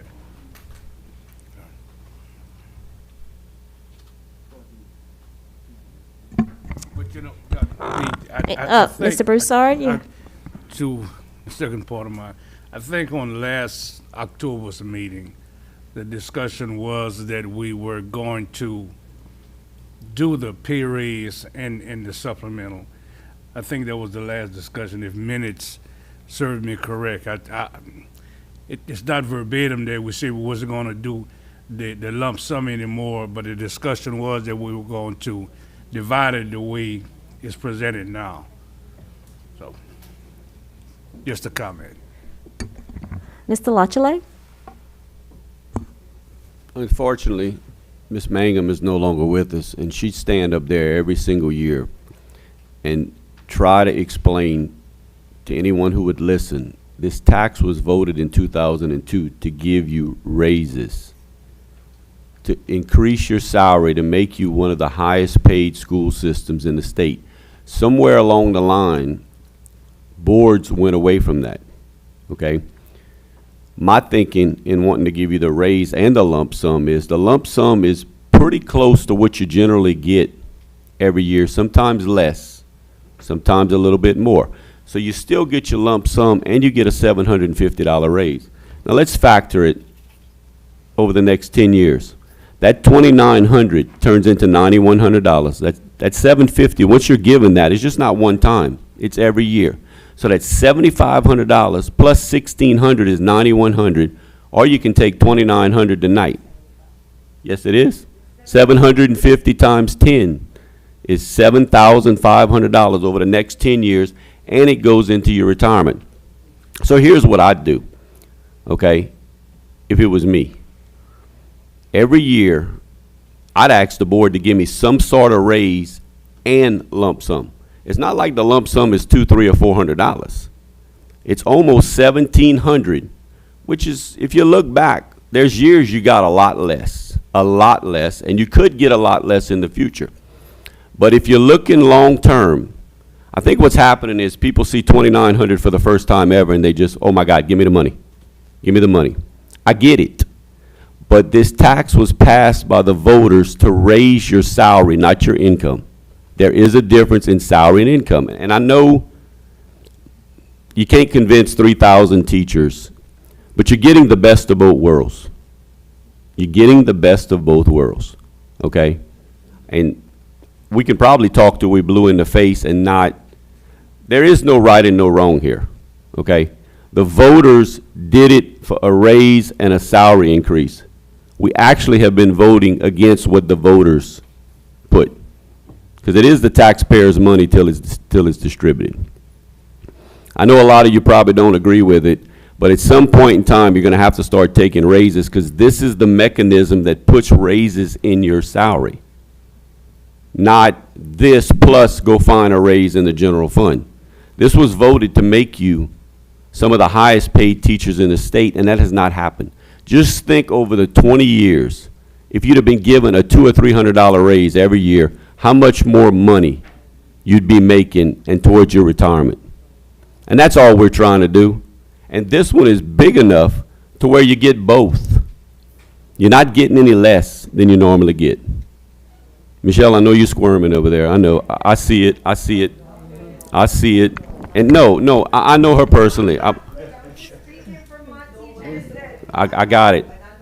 I got it. And look, I don't have a clue which way it's going to go.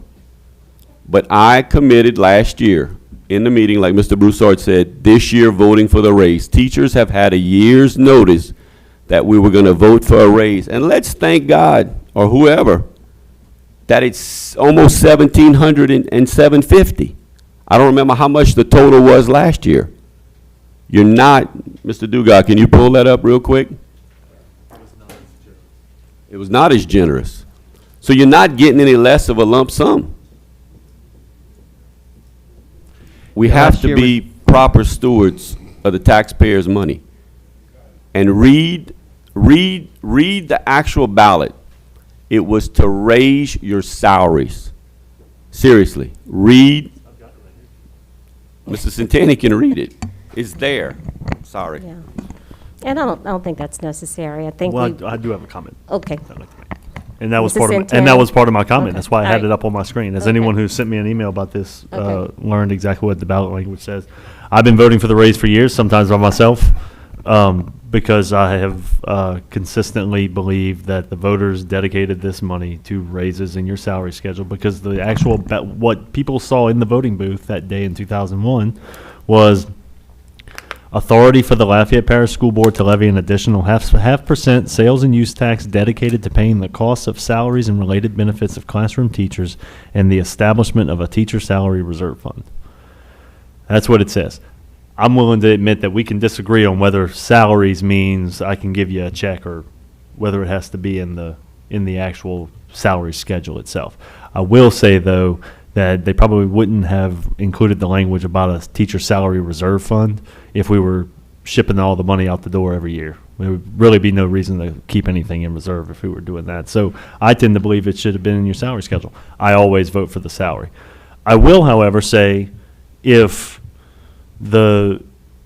one of the things that I read in all of the emails was the question about why we hold back an amount equal to the raise in the salary reserve fund. I tend to think that's an overly conservative number that we use, because we usually hold back 100% of the raise in the salary reserve as a guard against future fluctuations of sales tax revenue, which are required to come in every year so that we can continue to pay this raise. So this is a question for Mr. Dugas, if you'll bear with me. Are we required by law, otherwise required to retain 100% of the salary increase? Or was that simply a preference the first time the school board did it, and we've done it ever since? It was a preference, but in this particular situation, on the recommendation of the Blue Ribbon Committee, it is at 80%. And the board had reduced the previous two reserves also to 80%. And so this one is also at 80% as the other two are. So the 2.4 million Is 80%. is 80%. So we're actually holding back. What does that end up being? Divided by 5 times 4, so that's $600. Is that 80% of 750? So the per teacher contribution to the reserve fund is $600 of the 750. That's what we're talking about. Yeah, basically. Okay. So I was going to ask. Let's talk about the practical implications of reducing that salary reserve contribution to $350. That puts us at 40%, right? I'm thinking correctly? That puts us in between 40 and 50%? 46%. So that would mean we would be able to give a $1,000 raise, retain the whatever the number was. Well, the $1,000 raise would 1646.41, right? The $1,000 raise would require a bigger reserve. Okay, so I'm thinking 40% of 750 instead of it would be 35% of 1,000, right? Well, so no. So the complaint I heard from most of why they didn't want the raise is because they wouldn't notice. Now I've always noticed when I get a raise, but they wouldn't notice such a small amount every month being added to their check. So I thought maybe if we give them a $1,000 raise and try to do what we can to keep the lump sum the same, maybe that would be more preferable. But in order to get there, you're saying we would have to have $350 salary reserve, which essentially means we're going to bring the $2.4 million down to like $1.5 million. No, I'm sorry, I did it too much. I added instead of subtracted. It's going to be like 1.05 million or something like that, right? A third of it. Ms. Morrison. Or $800,000, right? Dr. Aguilar? I would just suggest that we move on with this. It sounds like we're not sure what we want to do, so let's just vote on the motions at hand. I agree. I just wanted to say. Madam President, Mr. Dugas was answering a question that he was looking up some stuff for the question that was asked. Could we allow him to answer that question? Okay, I'll allow that. So there's a history attached to the board item. Last year was 1854.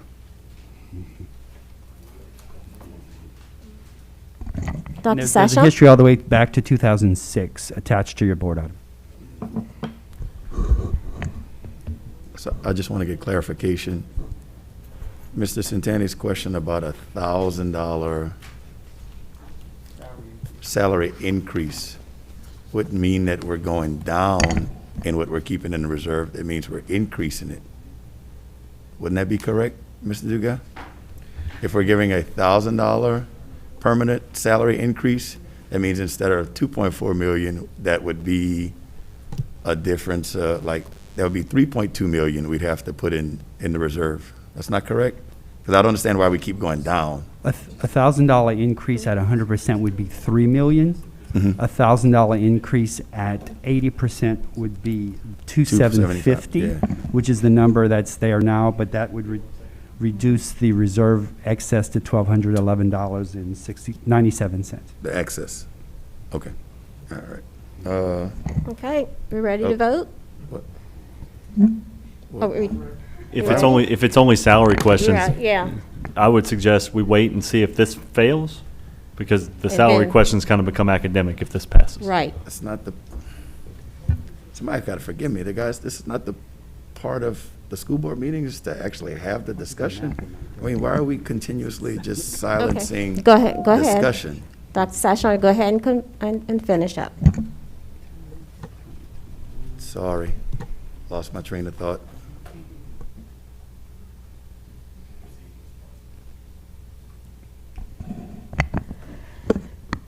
Okay, we ready to vote on the amended motion, and Mr. Angel amended the motion to provide the full lump sum of 3,000, is it up here? Okay, yeah, okay. $2,949.70. And then we had a second by Mr. Lachele, so we're gonna go ahead and vote on this amended motion. You have a question? No, that's not the correct number. That's what I mean, the substitute motion. The correct number is 2949.72. That's not what's up there. That's not what's up there, I see here. It says 3,505. Oh, no, I'm looking at the wrong number, I'm sorry. Oh, Lord. I didn't have my glasses on, so sorry. Okay, so are we ready to vote on this item? Dr. Sashon, you have another question before we vote on this amended item? Oh, the 3 million. I just have a statement. It was Please, blurry. please to everyone at home and all teachers, when I vote against this, because I would rather go with the other option.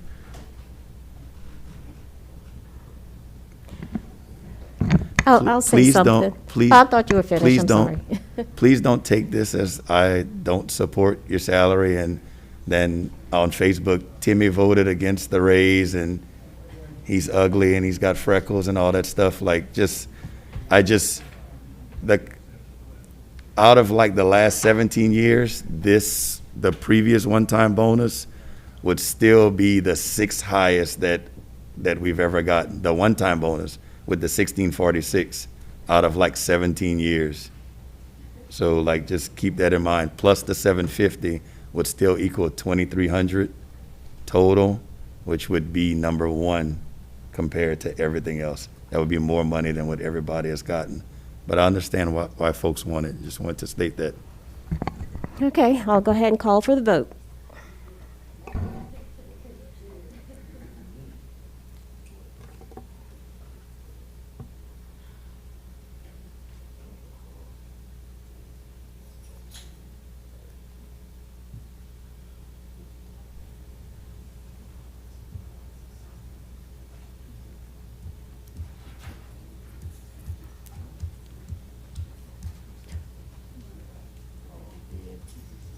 Whatever.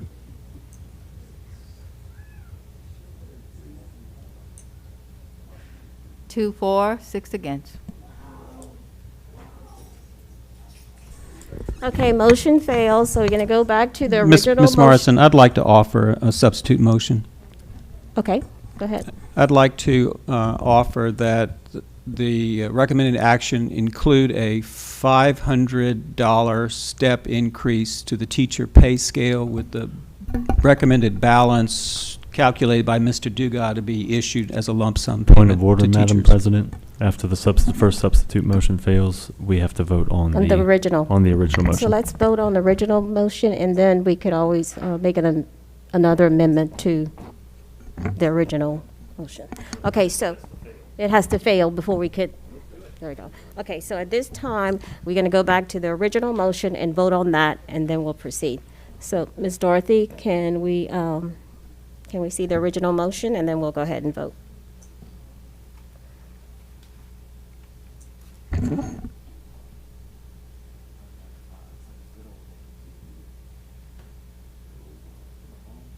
know.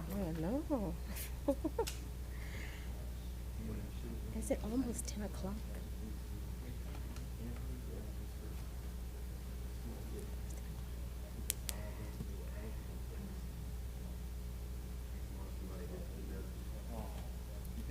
Dr. Sashaw, you have a comment? Yeah, thank you, ma'am. Guys, you got to forgive me. I still got to say it. The wows in the audience, like, let me read it to you. So you please, like, I know everyone gets it, but let me read it to you. In 06, it was $1,170. 07, it was $523. The next year, it was $1,212, $1,822, $475, $1,365, $380, $1,400. These are consecutive years, guys. This is $1,600 plus $750. Like, we're still trying to, I understand if terrible example. Just please understand, we're still trying to put it into the permanent salary. This will now bump us from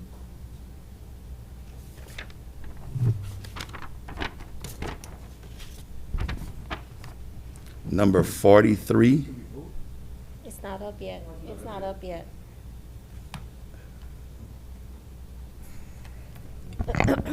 This will now bump us possibly from number 43 in the state to number 27.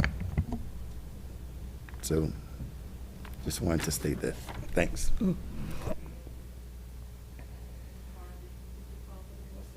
Yes, ma'am. I'll go ahead and call for the vote. Yes, I did.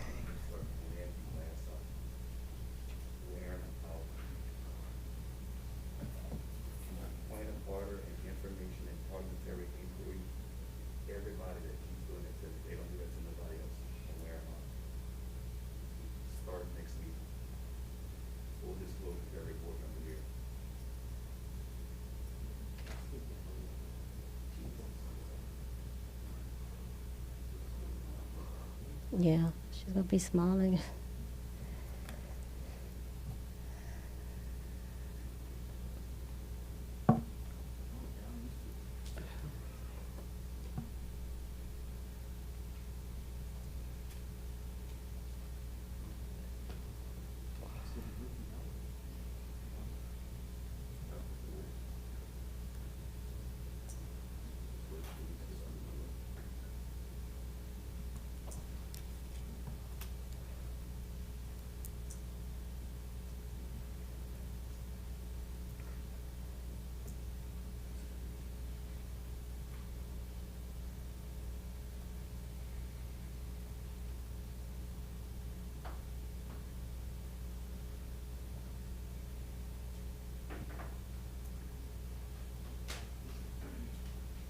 Six for, 2 against.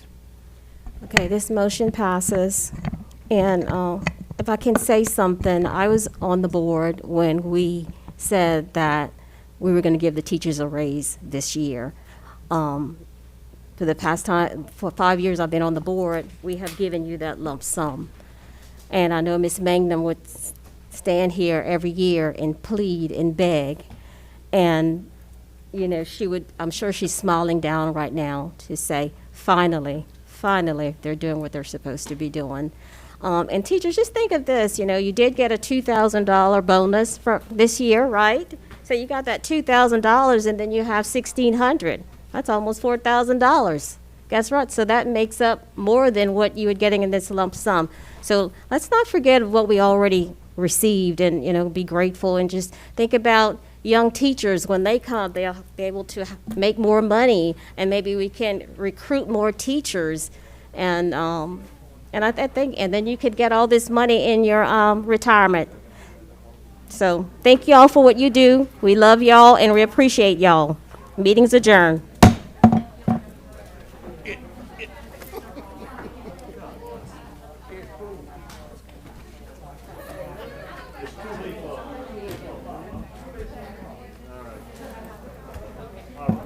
Oh, Lord Jesus. No one's going to. Mr. Irma said I do a good job. She's such a good teacher. She is. She always tells all of us that we, Yeah, she always tells all of us that we get A's. That's a secret. That's right. Yeah,